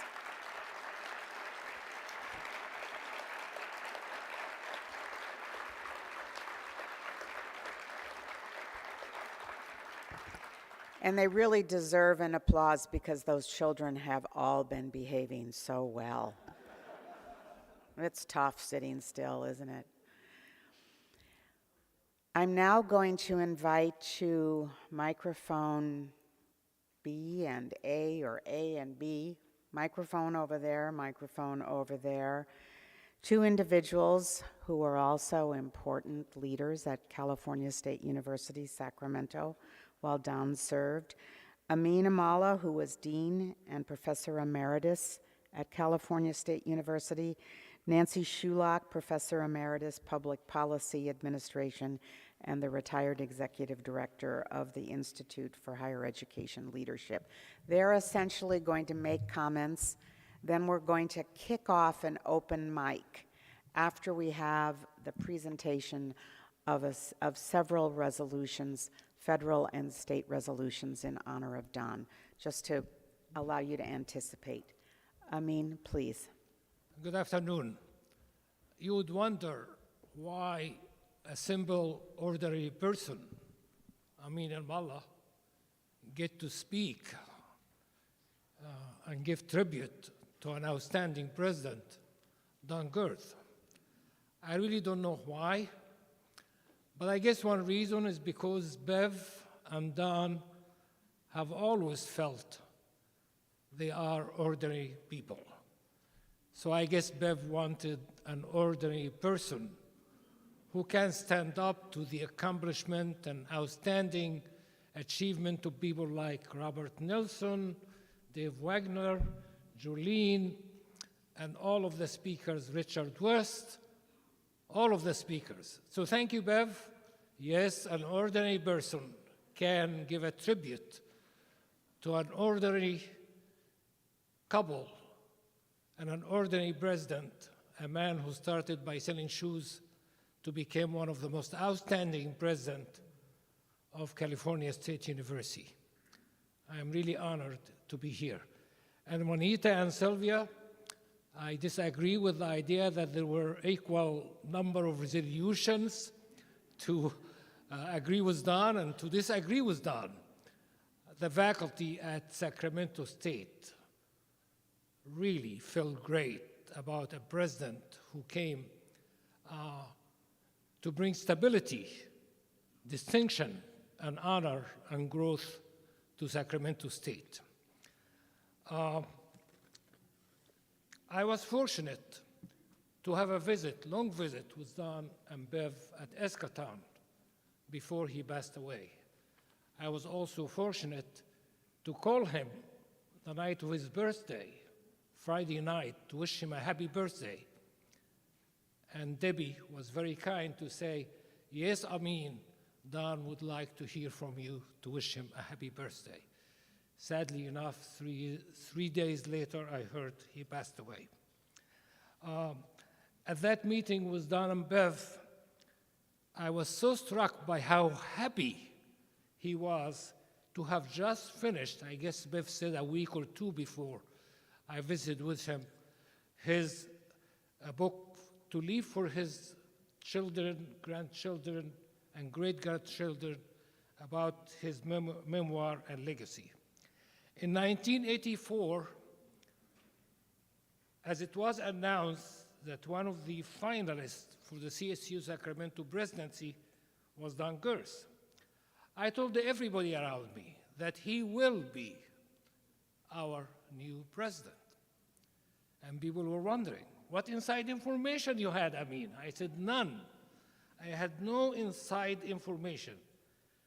But I was so confident because of his outstanding accomplishment and leadership and talent and skills, he will be our next president. And he became our next president. The speakers who spoke so well before me about all of the things, and I'm really struck by what Karen shared.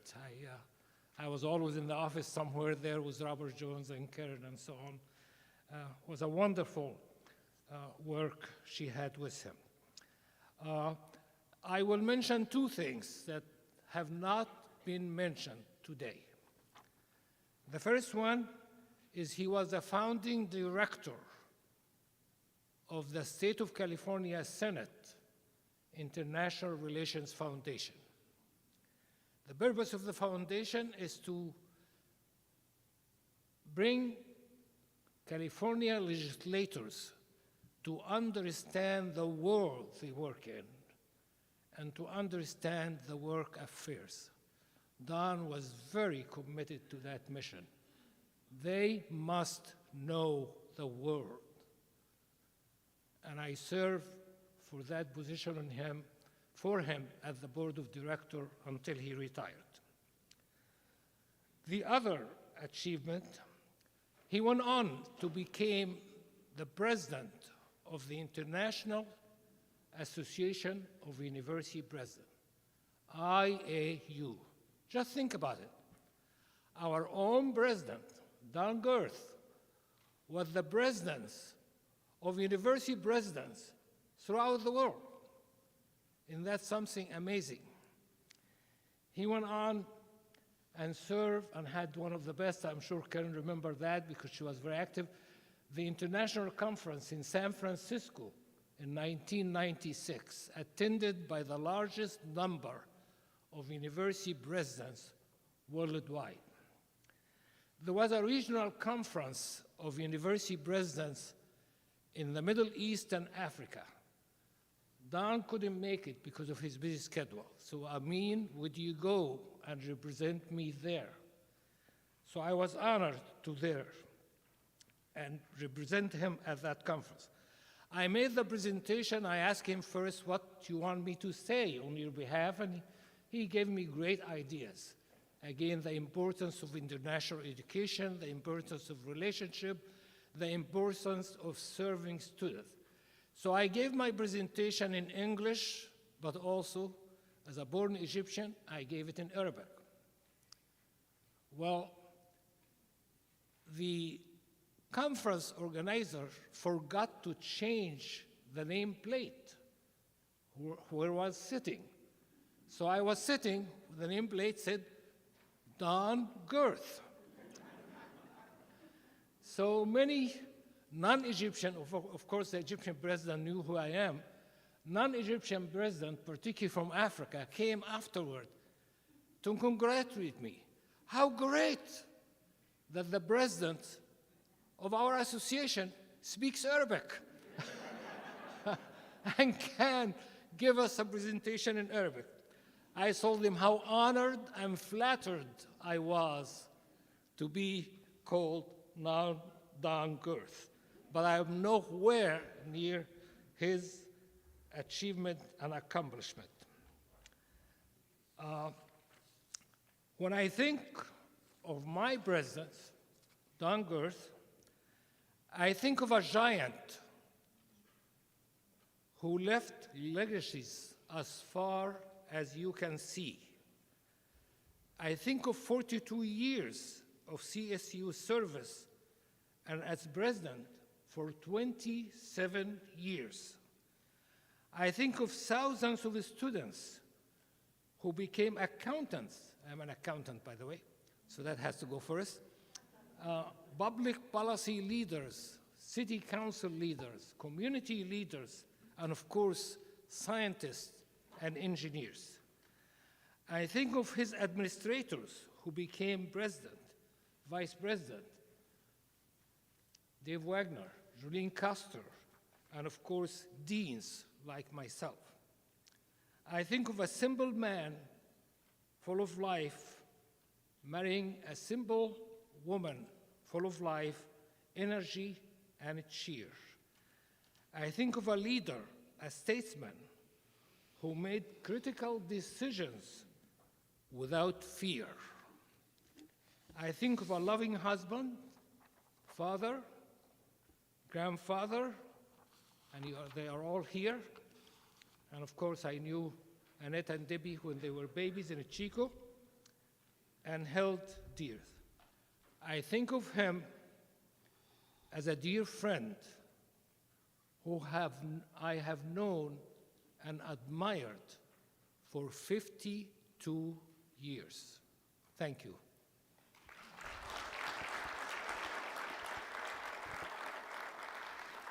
Dr. Schulach. Good afternoon. I'm honored to have been asked to give a few comments. Don Gerth changed the university, as you've heard, and he changed my life. Don inherited a university that was institutionally complacent. Budgetarily, it received funds from the CSU system through an extensive set of formulas and simply passed those on to its departments. Academically, the prevailing culture resisted setting priorities. I was trained as a public policy analyst, and after 5 years analyzing budgets for the legislature, I was ready for a change. To the pre-Gerth University, no analyst need apply. There was little need for strategic and analytical thinking. Don had a different vision. His motto, "Generation does not equal allocation," conveyed that the campus community should decide its priorities and allocate funds accordingly, independent of formulas. He created a representative council charged to collectively set priorities appropriate to our mission to serve our region. I was hired into a new position to staff the council. Analysis was valued in that environment as we set strategic directions and allocated resources to accomplish them. Don also found it unacceptable that the only public university in California's capital lacked a public policy program, and he launched a process to create one. I received a faculty appointment in that program, which changed the course of my career in a very rewarding direction. A few years later, Don's visionary mind saw another opportunity, as there was no longer any academic entity devoted to studying California higher education to advance public policies to better serve students and the state. He convinced the system's chancellor to provide seed money for a campus institute with that mission and appointed me as director. I served 12 extremely fulfilling years in that capacity until my retirement. I will be forever grateful to this most kind and most visionary man. I am grateful as well that I was able to tell him that many times over.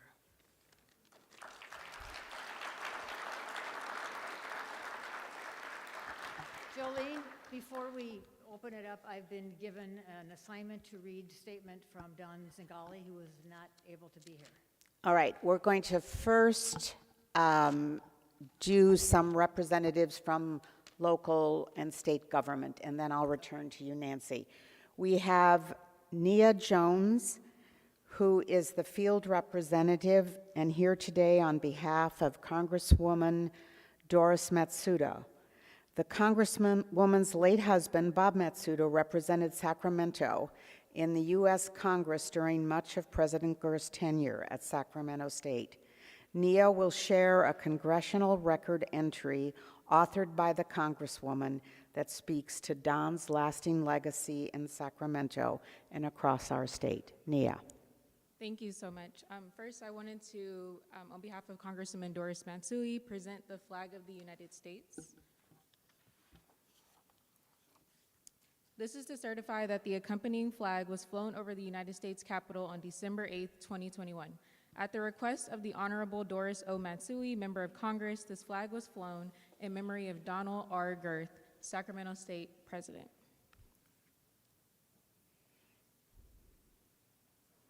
In addition to the flag, the Congresswoman has submitted a congressional record to the Library of Congress where it will be held forever, and she asked me to read a portion of it today. Don was not only a university president and community leader, but also an outstanding man and an example for the rest of Sacramento and our nation to follow. As we mourn the tremendous loss, I ask that all my colleagues join me in honoring his life and legacy. He is survived by his wife Bev and their daughters Annette and Deborah, 5 grandchildren, as well as various family members and friends, and may we all find comfort in the incredible legacy that he has left behind. Thank you.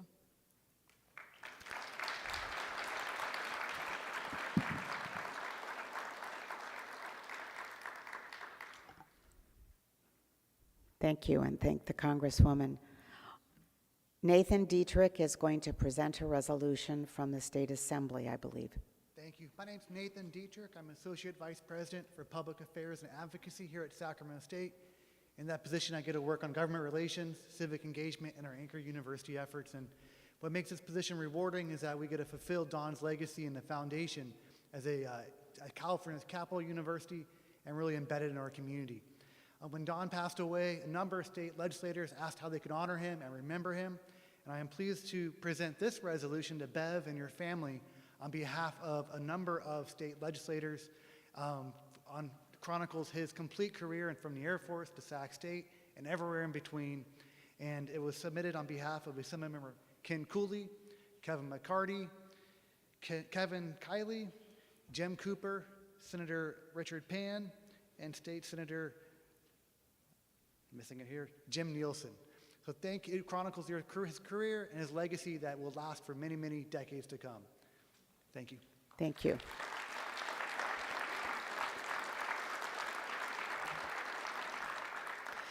We're now going to go to the open mic portion of the program. Nancy Shulak has requested to kick it off with some written comments from a colleague who couldn't be here. We have 2 mics. Let me ask you to do a couple of things in order to have this be orderly. We would like to have some social distancing. We would like you to keep your remarks fairly succinct so that those who wish to speak will all be able to do so. At the conclusion of the open mics, David Wagner, on behalf of the university and those of us who worked closely with Don, will make some closing remarks. That's just to give you a sense of how the rest of the afternoon will unfold. Dr. Shulak. Thank you. These are comments from Don Zingali. My apologies, an unexpected family event has required me to fly to New York. On December 29th, I happened to be watching TV when my Comcast landline rang and the familiar name Robert Jones appeared on the upper corner of the TV. My immediate thoughts were, good news, duck hunting, even though it has only been 30 years since we made that trek up north in the valley. Followed by bad news, something has happened to Don Gerth. Sadly, it was the latter. I had the good fortune to know Don Gerth professionally and personally. He provided me with my first opportunity to serve in an executive capacity on a CSU campus and continued to serve as a mentor while I chased his higher ed record of 45 years across 4 CSU campuses. And while I was able to match the 4 campuses, I fell far short of his longevity by a clear decade. What can you say about a university president whose license plate read CSU Prez, or whose swimming pool floor's mosaic Sac State crest clearly displayed his love for the Capitol campus? President Gerth lived and breathed Sac State. A minute or two into any conversation about the campus, and you could see it in his visage and feel the vibe in the room, no matter what the issue. And he was the right guy at the right time, if for no other reason than he understood that there is both a body of knowledge and a business of knowledge. Moreover, he knew that the strength of our campus fabric was best measured at the seam where they met. Don was a tough but savvy negotiator on many fronts, and although we could disagree on the proposed solutions to the problem at hand, negotiating to yes was made easy because he always first saw to it that we agreed on end products that would best serve Sac State's constituents, the CSU and the state of California. How, after all these years, can I speak of Don Gerth without also mentioning Bev?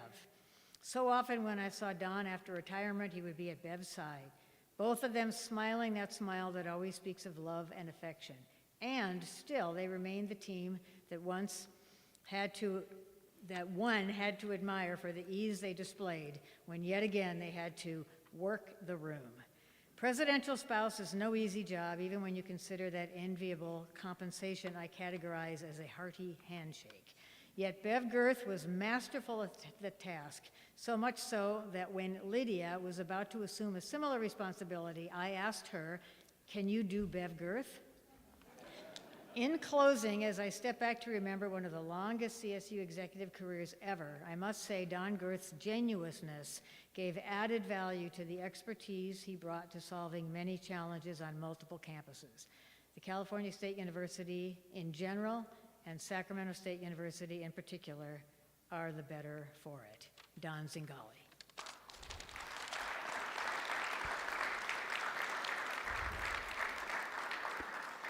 I would like to invite any of you who wish to make your own tribute comments to move to the lineup at the mic. Let me ask you to go ahead, please, Don.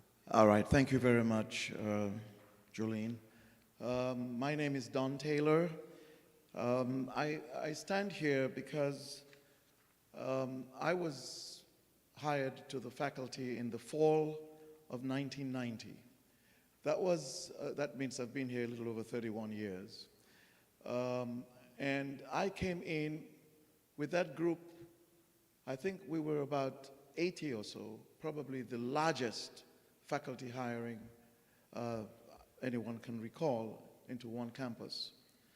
And for that hiring, Dr. Gerth had insisted that he needed to see the faculty look like the United States. And so it was a very diverse hire.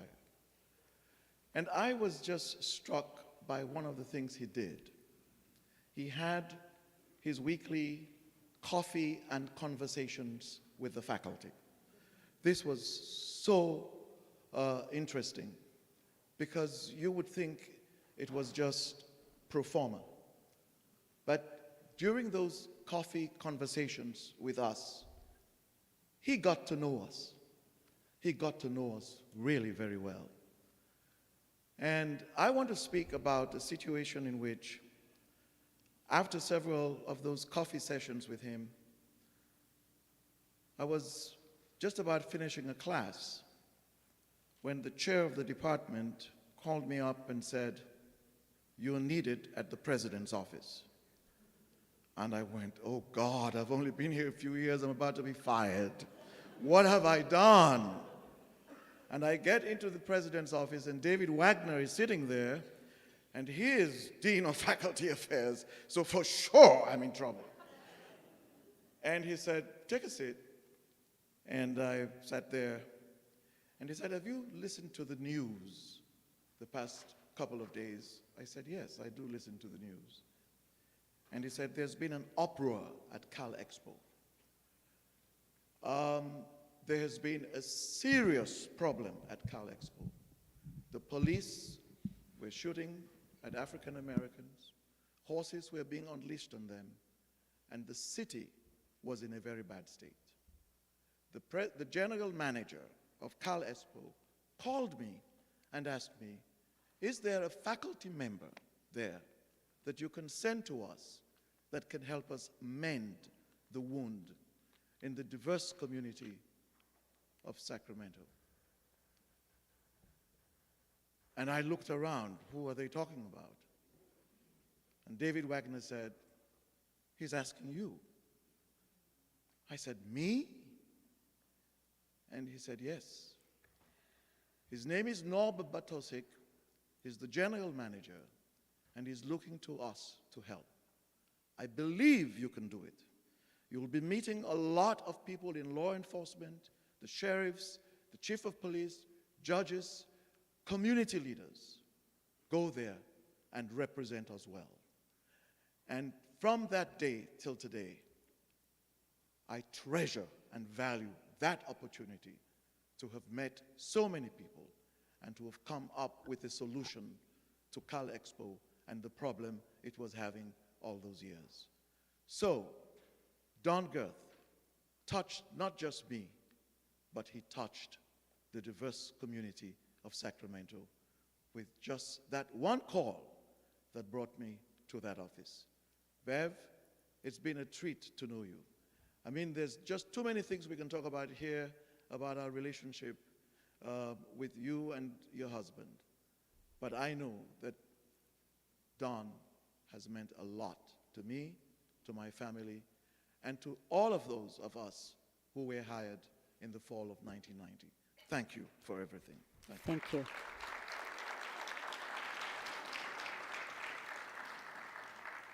I'm going to ask you to hold applause so that we're able to hear from more people. Thank you.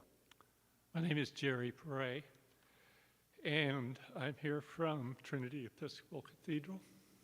Thank you, Bev, for the opportunity to be here. As I listened to the remarks today, I wanted to say I'm going to show you a different side of Don, but it isn't. It's the same.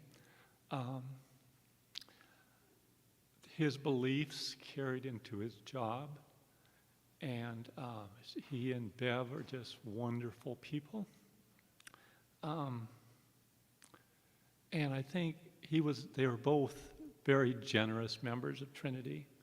And I heard about Don and Bev's interest in reaching everyone, including the LGBTQ community, and that's part of Trinity. Their interest in those who are houseless and poor, and that's part of Trinity Cathedral. And when you walk in the doors into Trinity Cathedral, you'll see up at the front this big stained glass window. We had a drive to renovate the windows a few years ago, and Don and Bev were there, and Don came up and said, "We'll do it. We'll take care of it." No, Don, this is for all the parish. Thank you for your generosity. Their generosity extended to renovating that front beautiful round window. We did a similar drive to renovate our organ. And once again, Don and Bev stepped up and say, "We'll take care of this." Calm down. This is for everyone. Their generosity in that resulted in what's called the antiphonal organ, and it's over a smaller stained glass window in the back, and you won't notice it when you come in, but when the organist plays, you'll notice it then. So there's a belief that there's a communion of saints, and it's not just a legacy. The celebration of life is of this life and of the life that is forever. And from Trinity's perspective, that's what we celebrate today. Thank you, Bev. Thank you. Over here. Hi, my name is Greg Williams. I'm director of the Donald and Beverly R. Gerth Archives and Special Collections at Cal State Dominguez Hills, which is different from the Donald R. Gerth and Beverly R. Gerth Special Collections and Archives at Sac State. But it speaks to the importance that Dr. Gerth put in archives and libraries, that he is probably the only person in California who has 2 archives named after him, especially within the CSU. I was privileged to work with Dr. Gerth during the writing of the People's University book, both as getting the stuff out of the boxes. The archives at Dominguez Hills is not only the home of most of Dr. Gerth's archival legacy, but also the archives of the CSU system. Apparently, and you know who the source is on this one, the CSU Archives was founded at a cocktail party with Glenn Dumke and Dr. Gerth in the late 70s or something like that. And that's where basically now what became the archives of, what were the archives of the CSU is now certainly probably one of the most important collections of the history of education in this country. I got one more story to say about Dr. Gerth, and I'm sure Robert Jones and other people have know this, because this story certainly I heard it often. Dominguez Hills is a very small campus. Dr. Gerth helped us grow, and it's still growing, and that is part of his legacy also. So one day, Dr. Gerth gets a phone call from Peter Uberoth, and this is probably, 1980 or something like that. It says, and Peter Uberoth, who is the head of the U.S. Olympic Committee, asks Dr. Gerth if he would like if he would like to host the velodrome competition on campus at Dominguez Hills. And Dr. Gerth says, absolutely. What is a velodrome? And so we got the velodrome, this huge thing, round oval thing that has bicycle racing on it. It was on Dominguez Hills for about 20 years, and then it was replaced by another indoor velodrome. I don't know why people need indoor velodromes in Southern California, but nonetheless, I just wanted to share this and thank you all for the opportunity, and especially for Bev, and how wonderful you were to me as an archivist throughout my career, and I appreciate it very much. Thank you. Over here. I promise to keep this relatively succinct. I'm Henry Chambers. I'm just an ordinary faculty member. I'd never held a great administrative post on this campus, as David knows. He did, but I didn't. But I'd go back farther than almost any of you. I was here at the beginning, almost, except for the bridge guy. I've seen every single president without a blink, and I was active with all of them. And I can definitively say Don Gerth was the best president this campus ever had, from personal experience. Now, Nelsen may get him a run for his money, but he hasn't been here that long. So I came in 1967. It's a long time ago, folks. And I watched all the chaos. Presidents come and they go. And I first met Don when he came. He's having a meet and greet on the quad out there. I said, Dr. Gerth, I'd like to, shaking his hand, I'd like to meet you before you quit. He said, what do you do besides crack jokes? And I've watched him. I won't give you all the details, but I've helped him, and he's helped me in various ways. I ended up in the faculty senate, or what's her name, Juanita and I would argue regularly. I was also chair of the history department for a short while, and he helped me there, and I helped him. They also put me in charge, so to speak, of reviewing administrators. This is interesting. Committee exists to review administrators on this campus, and I was the faculty rep. So we found one administrator, I won't give you names, who was doing a lousy, lousy job. We did our reviews, and all the people on the committee, my good friend, the chair of the Dean Sullivan, said, I told him we got to do this. He's got to get canned. He said, no, yes, you do. So we did the review. I insisted on it. The review went to one person, Don Gerth, who he knew me personally. We'd become friends over the decade. And sure enough, a year later, this particular administrator was pushed upstairs, shall we say, promoted up, then he disappeared from the campus. And I won't go any more of the details than that. The last thing I'll write, but I'll shut up. Professors like to talk, okay? Another thing, I was chair of my department at the time when the 9/11 occurred. I used to teach the Middle Eastern history among a variety of other subjects. And they attacked, of course, 9/11. And we were asked, Cecilia Gray, that lovely gal that's not here today, Jolene knows her, I think. Cecilia became a good friend of mine. And she asked 4 of us to give a talk on the Middle East. So we gave talks to the whole community. You were gone by then, Jolene. And I gave the good Arab, then I gave the bad Arab. First, I gave the good Arab, Muslim.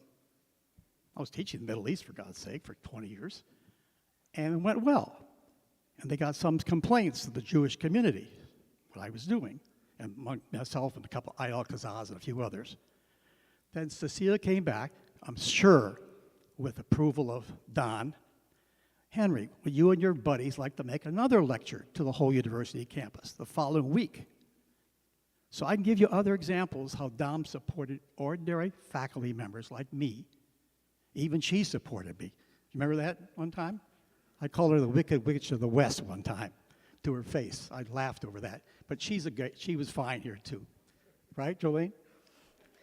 You don't remember that? I couldn't disagree with you, Henry. Was done in jest, as you well know. So in any case, he was a fine member to support the faculty, and he did in all sorts of ways. And our last act before I retired, the history department always had a Christmas party. And we invited the whole faculty to come, and we always invited the president, except the presidents never came. So sure enough, we had our annual Christmas party. Who was at the front door? Don and Bev Gerth. Bev came with a casserole, it was a potluck. Don came too, of course. And I told him, Don, you're not the president here tonight. You're not the president, I'm sorry. You're simply a professor of political science. That's it. Henry, I understand. So my part-timers got a chance to talk to him as a human being, as professor, not as the president. He stayed until midnight, I think it was. They all left. So that was the man that I really liked very much, obviously. Thank you. Annette.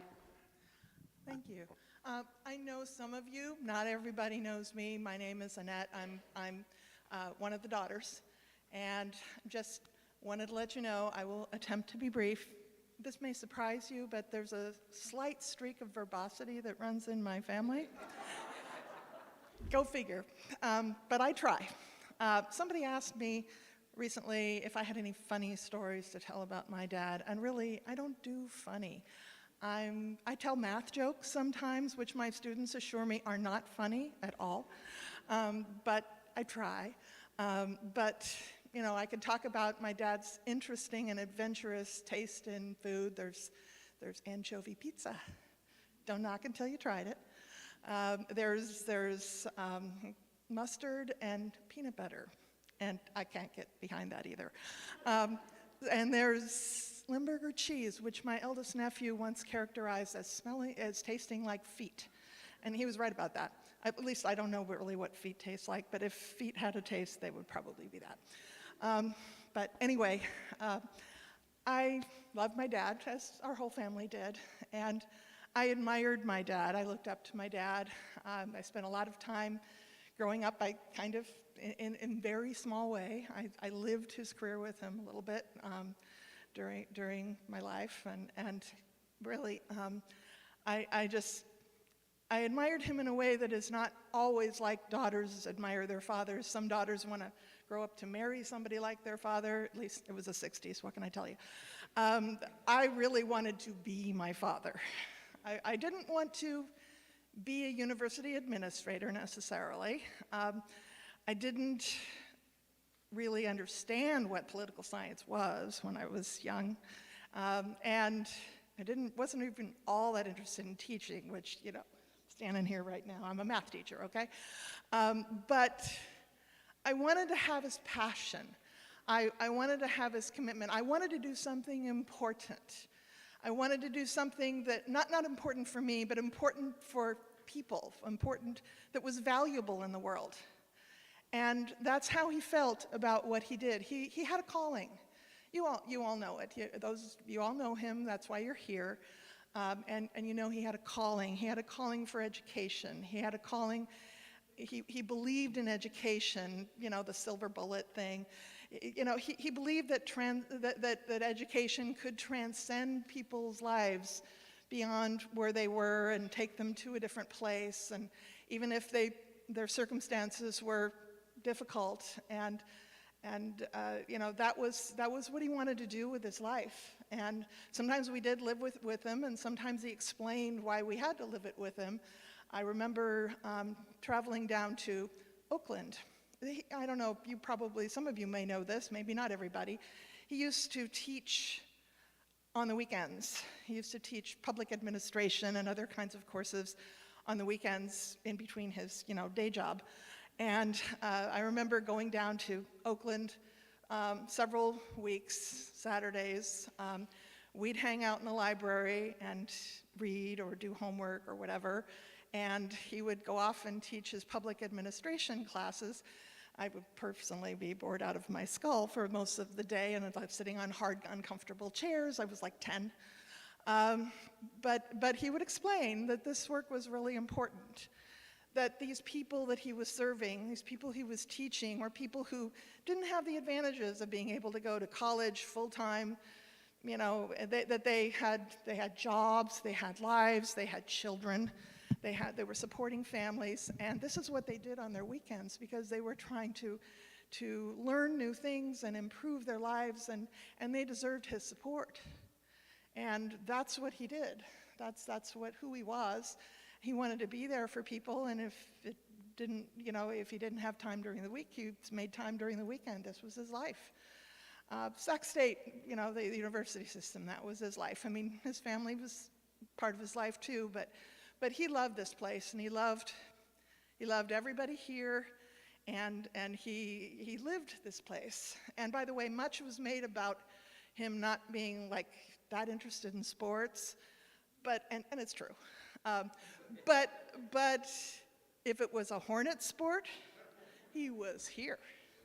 He would go to the women's volleyball game, and by the way, we went with him a few times because women's sports deserve more support, and you know, he and my mom believed that. And he would go to football games and sit up in the booth, and sometimes he would make me come once, I don't know if he told me in advance it was the Causeway Classic. I will just tell you right now, I graduated from Davis. Sorry. I know, not popular, but you know. Anyway, I wore my UC Davis sweatshirt just because he was giving me all kinds of grief and everything, and so I you know, pushed back a little bit. But I think we lost. You guys are just better football players than we are, what can I say? Anyway, he believed. He had a vision. And I know that many of you have that same vision or a similar vision or a vision that you're carrying forward with President Nelsen and everybody here. And he knew that he left this place in capable hands with all of you, and you know, he believed in the transformational power of education. He believed that a university was a place where people of different backgrounds and different viewpoints could come together and have conversations, and civil conversations, which these days some of us could use a few more of those. And really, we could agree to disagree, but we could still have civilized conversations. And he believed in universities as places where people could learn to not just master a certain skill that would provide a profession to them, although it had that mission also, but also to become better citizens. Another thing he used to give me grief over was the fact that at the University of California they didn't require a U.S. history or civics or something, course for graduation. At the CSU we do that. You would not have gotten out of that school without that if you'd been my school. But we didn't have that at Davis. But and I didn't take it voluntarily. So anyway, but he had a mission. He had a goal.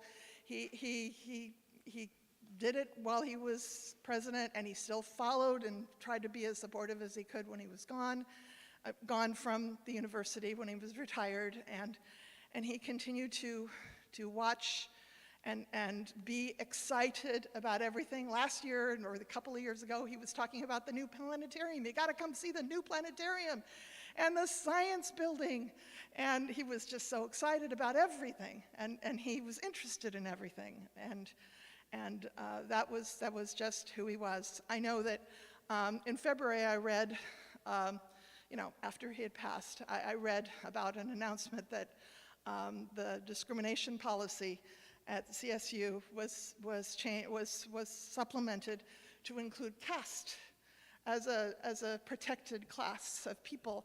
That would have pleased my dad so much, because he always felt that education should be accessible to all, and should be, there should be no barriers, and that was what he wanted, and that's what what he did try to do while he was here, and what I know you are all doing now, and continuing to carry forward into the future. And thank you very much on behalf of myself and my family. Thank you.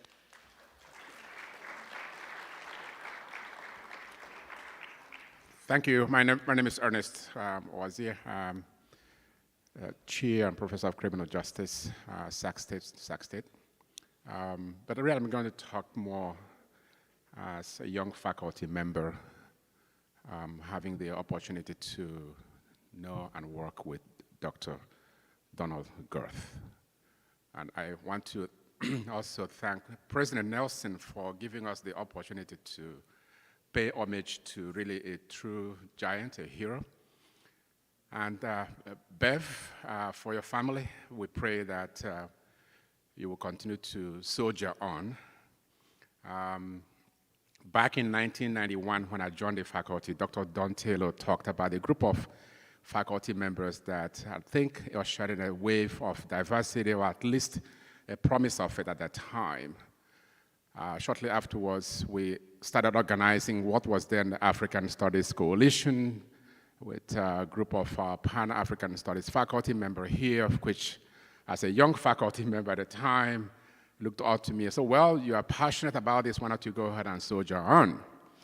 In 1992, we had our very first conference on Africa and the diaspora. We invited Dr. Gerth. At the time, it took us about 6 months to plan this international conference to present a welcome. He gladly joined. And later on, he sent me a very encouraging, positive note after the conference that really motivated us to continue the gathering. And this April, we will celebrate the 30th year of that conference. Every year when he was president, Dr. Gerth would always come to offer a welcome at the conference. Anytime I wrote an article, he read it, he would send me a thank you note or an appreciation note. He would sometimes send me some articles that he would come across that he thought would be of interest. And in fact, during the conferences that we were holding on the Africa and the diaspora, he would come to some of the sessions. He would sometimes chair a panel or even organize a panel. I remember one of the years we were looking for him because the time had come and he hadn't come to present his welcome. We are wondering what was going on. Later on, eventually he came. Before the end of that morning session, he apologized that somebody had taken his parking spot. But he did make it eventually. One of the years he hosted us at the home, Bev and Dr. Gerth hosted us at their home in Gold River. In 1995, when we hosted then President of Zambia, who visited us on the campus here.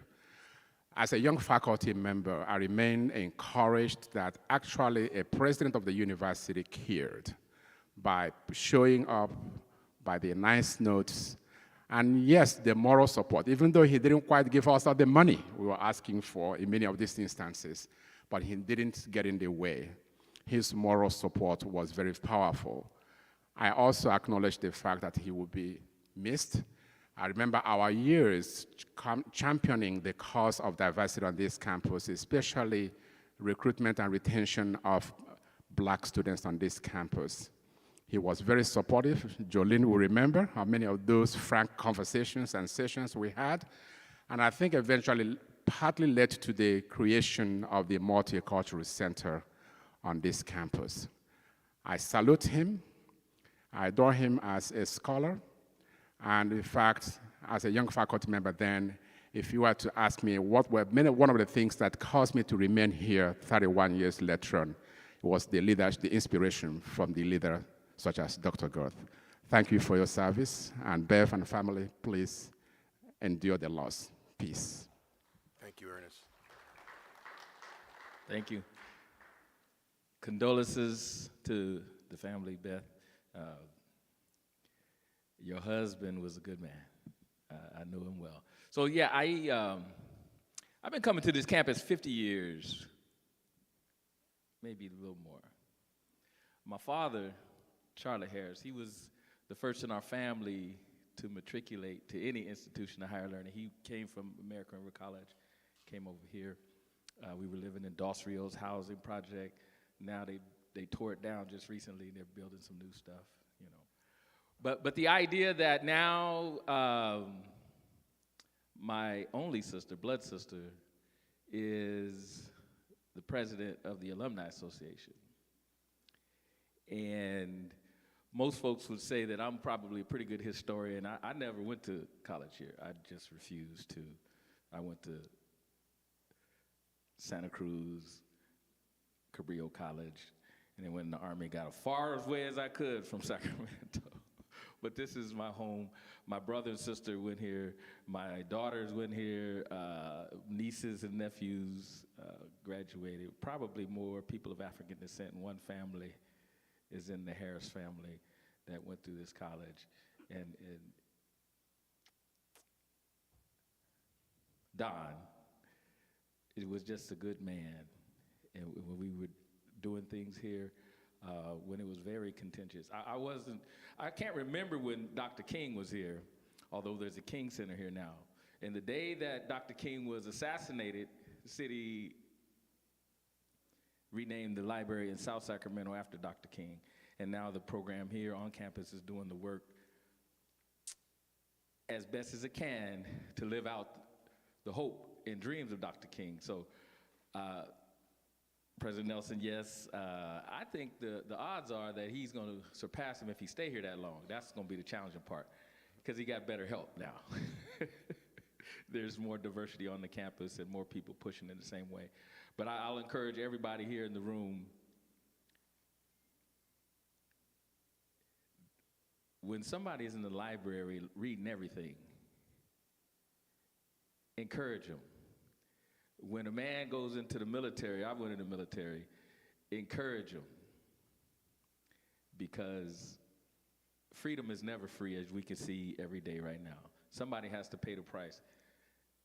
That man back there in that picture, he paid the price for all of us. Thank you. Thank you. Good afternoon. My name is Antonia Koukouris, and I am a professor emeritus of the Department of Theater and Dance from the theater part of that Department of Theater and Dance. I was hired in 1977, and I called Sac State home for 38 marvelous years of teaching. Bev, I want to thank you because you and President Gerth came to many theater productions, and it was such an honor for us to know that you were in the audience. The faculty and the students were all astir to know that you honored us by coming. And I thank you for that, for the bottom of my heart. It means so much to the faculty and the students to have been supported in the arts. And President Nelsen and Jody, you are following in their footsteps. We see you at all the productions. God bless you. Thank you so much. And what a wonderful place Sac State is. Thank you. Thank you, Tony. Hi, David. I'm Donna Selnick, and I'm the former legal counsel for Sacramento State. Hi, Bev, and I'm so sorry. I just wanted actually to do since I can't tell any stories about anything I ever did here, I have one very unconnected anecdote that involves Bev and Don. In the late 1980s, when I was visiting St. Petersburg, which was then Leningrad, since it was still USSR, and I'm in a Baroska in a hotel, and that's the gift shop. For those of you who know, I'm kind of a gift shop addict when I travel, and all of a sudden I hear this voice from about 2 rows over, and it's Bev's. So here we are. Do you remember this, Bev? No. Here we are in the middle of St. Petersburg, near the Leningrad Museum, and I run into Bev and Don in this hotel.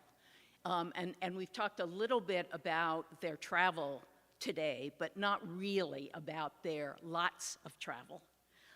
And Don, I have never found the secret from Don about how to not have jet lag. If I could have figured that out, it would have been the best part of my job, to not have jet lag when I travel. But Don never had jet lag. He got off the plane. I don't know how many of you got phone calls as soon as he got off the plane, because there was no lag time. And that's what I wanted to reminisce about in terms of other things about Don and Bev. So it was wonderful. I was still a regular faculty member at that point, not a university counsel. So I didn't really know them well, but it was interesting to be able to recognize both their voices in the middle of Russia. So thank you, Bev. Thank you, Donna. Anyone else that we have another? Yes. I'm Ron Fox, Emeritus Professor from Government Department, 37 years there. I wanted to make some comments about Don's commitment to faculty and students, but the faculty part has been pretty well covered. Well, by the way, the attire. This is what I wore 37 years of teaching at Sac State. This is the only way Don ever saw me. So I figured it was out of respect for him that I'd come where he is looking at me now. Oh yeah, I remember him. But those weekly coffees with faculty were just wonderful. It's been expressed much better than I can. But what I want to talk about is Don teaching. Now, you would expect, Don loved teaching, as it's been commented on today. You would expect that he would come into our department, government/political science now. In those days, it was government. And he'd teach a graduate seminar in public administration or a public policy development class with students who were highly motivated, career-bound, intellectually curious. What did Don teach in our department? Government 1, Introduction to American Government for Freshmen, a required general education class. Now, if you want to test the pulse of today's students, there could be no better way to do it than to teach Intro to American Government. I think it should be required of every college president to teach an intro course in their field of academic training, because only then do you really understand the challenges of teaching.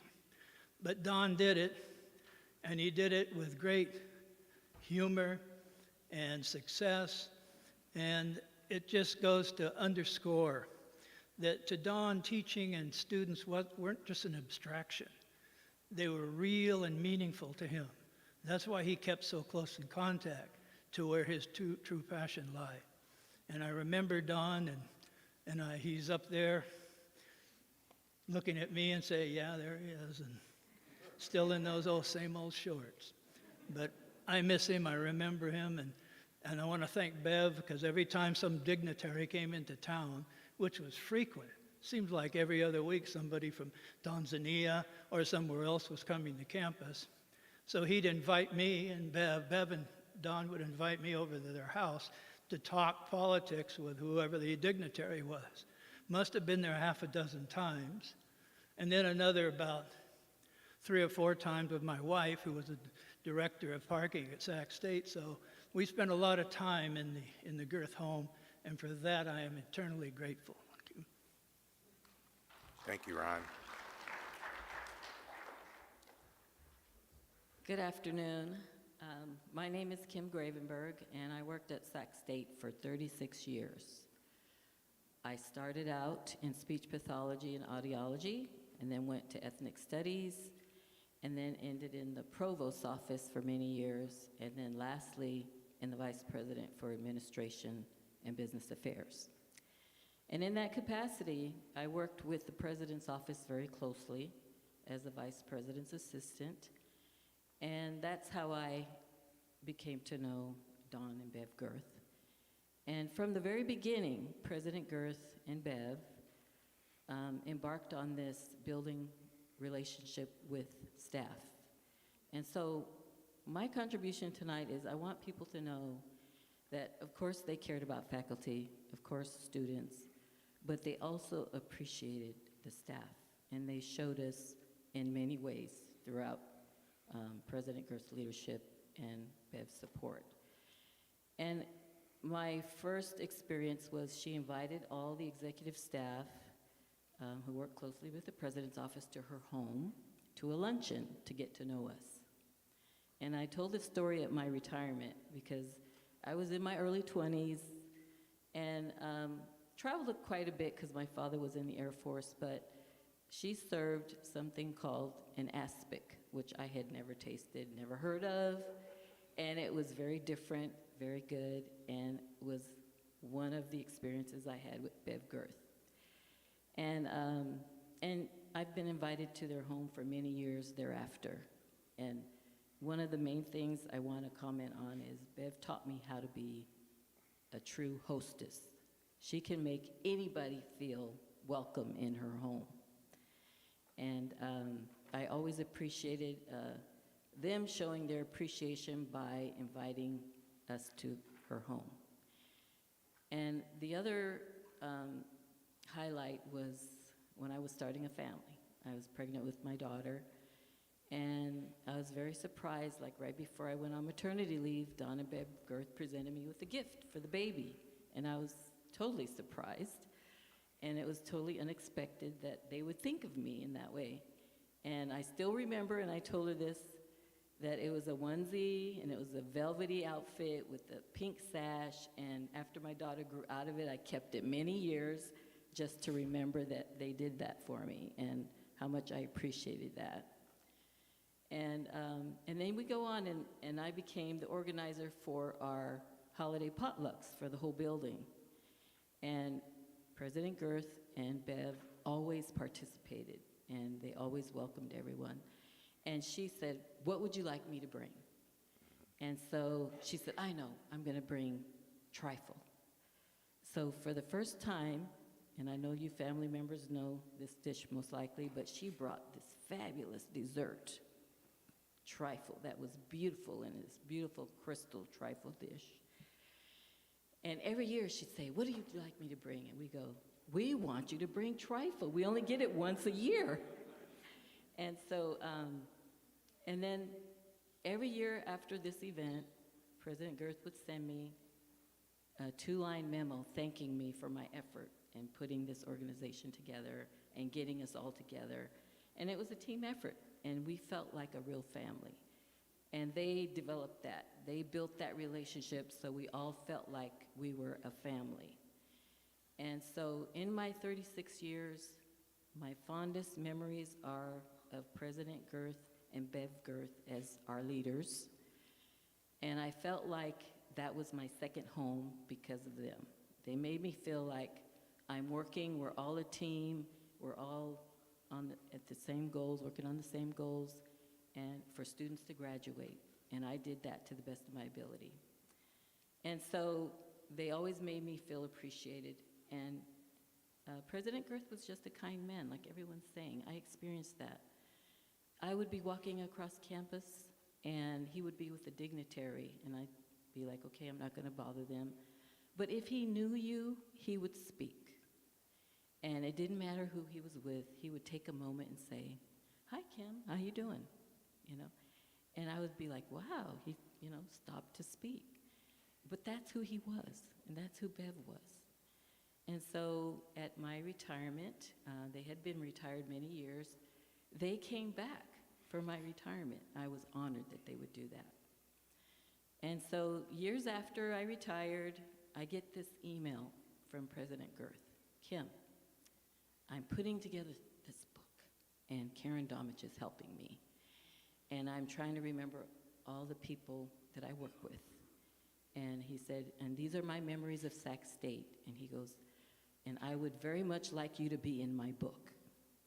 And I was so honored. And he said, all I need you to do is send me 2 photos of yourself. And I did that. And then he let me know when it was finished. So I just want everyone to know, it's not just faculty, it's not just students, but they appreciated the staff that did all the work on behalf of the university. And I will always remember Don Gerth for who he was, a kind man, a great president, and Bev Gerth as his strongest support, showing everyone what a true marriage and relationship is like. And so thank you, Bev Gerth, and I will always remember her husband, Don, as the president of Sacramento State. And this is truly my second home. Thank you. Thank you, Kim. I see no one else at the microphones. I am not Jolene Kester. My name is David Wagner, and I didn't prepare remarks because in the video you saw, none of those clips had anything to do with the 10 minutes presentation that I gave the videographer. I want to thank President and Jody Nelsen, not just for sponsoring this event, but for continuing the invitation to Don and Bev to remain a part of the Sac State community. And for that, you've got our gratitude, so thank you.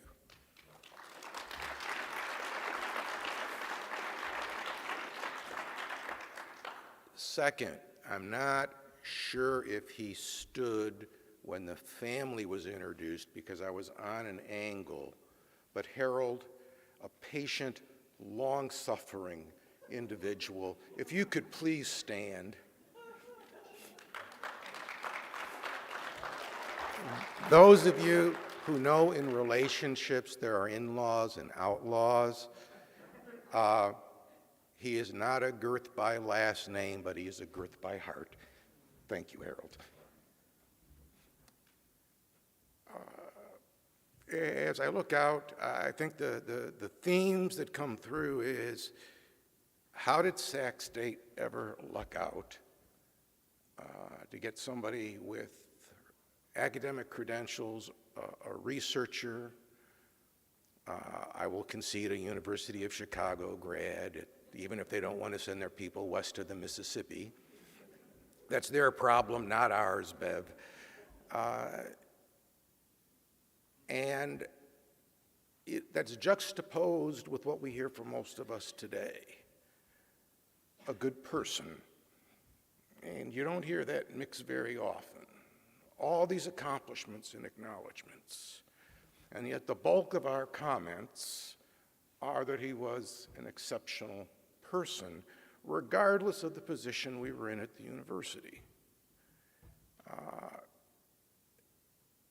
I'd ask you, just look in your hearts and say, are we better people because we knew him?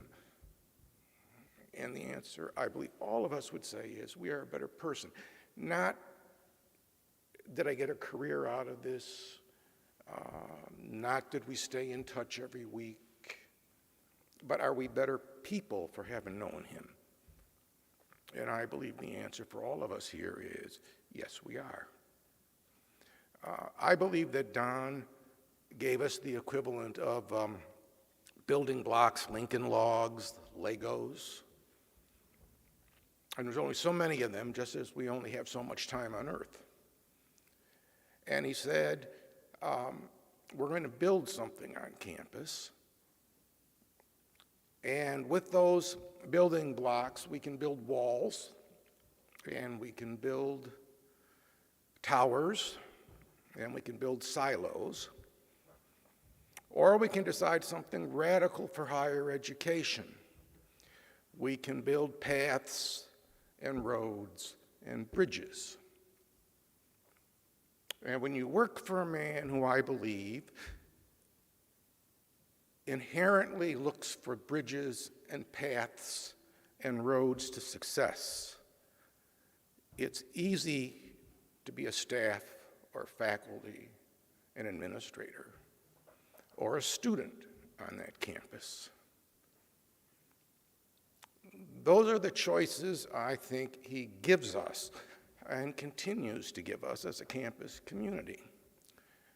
My hope is that we continue to have leadership with the faculty and the staff and our students and our administrators to understand that those resources are better spent in roads and paths and bridges than joining what might be fashionable and walling ourselves off, building ourselves higher up, a larger moat to separate us. That's not Don's way, and it shouldn't be ours. I must admit the program planners probably made a fatal error in having a former debate coach do the summary, because we can talk forever, and especially if it's a 3-hour lecture period. I also want to thank Bev. There would be no Don and his accomplishments without Bev. I'm convinced of that. Those of you gathered are convinced of that. This is not an end of our memories of Don. It's, I was reading an author, and he talked about memories are ripples. It's ripples of what we do in life. And the ripples touch different people depending on what was the cause of the ripple. For some of us, it might be structures or a program, things he may have started. But for most of us, I think it was that personal relationship that he established with us, his commitment to a broad concept of the common good, that we're confident if you worked for him, you were asked to do your best. That's all he asked of us. With that, I want to thank you for your time and presence. It's the two most valuable things we have, time and where we choose to show up. And on behalf of Don and Bev and the family, thank you for being here.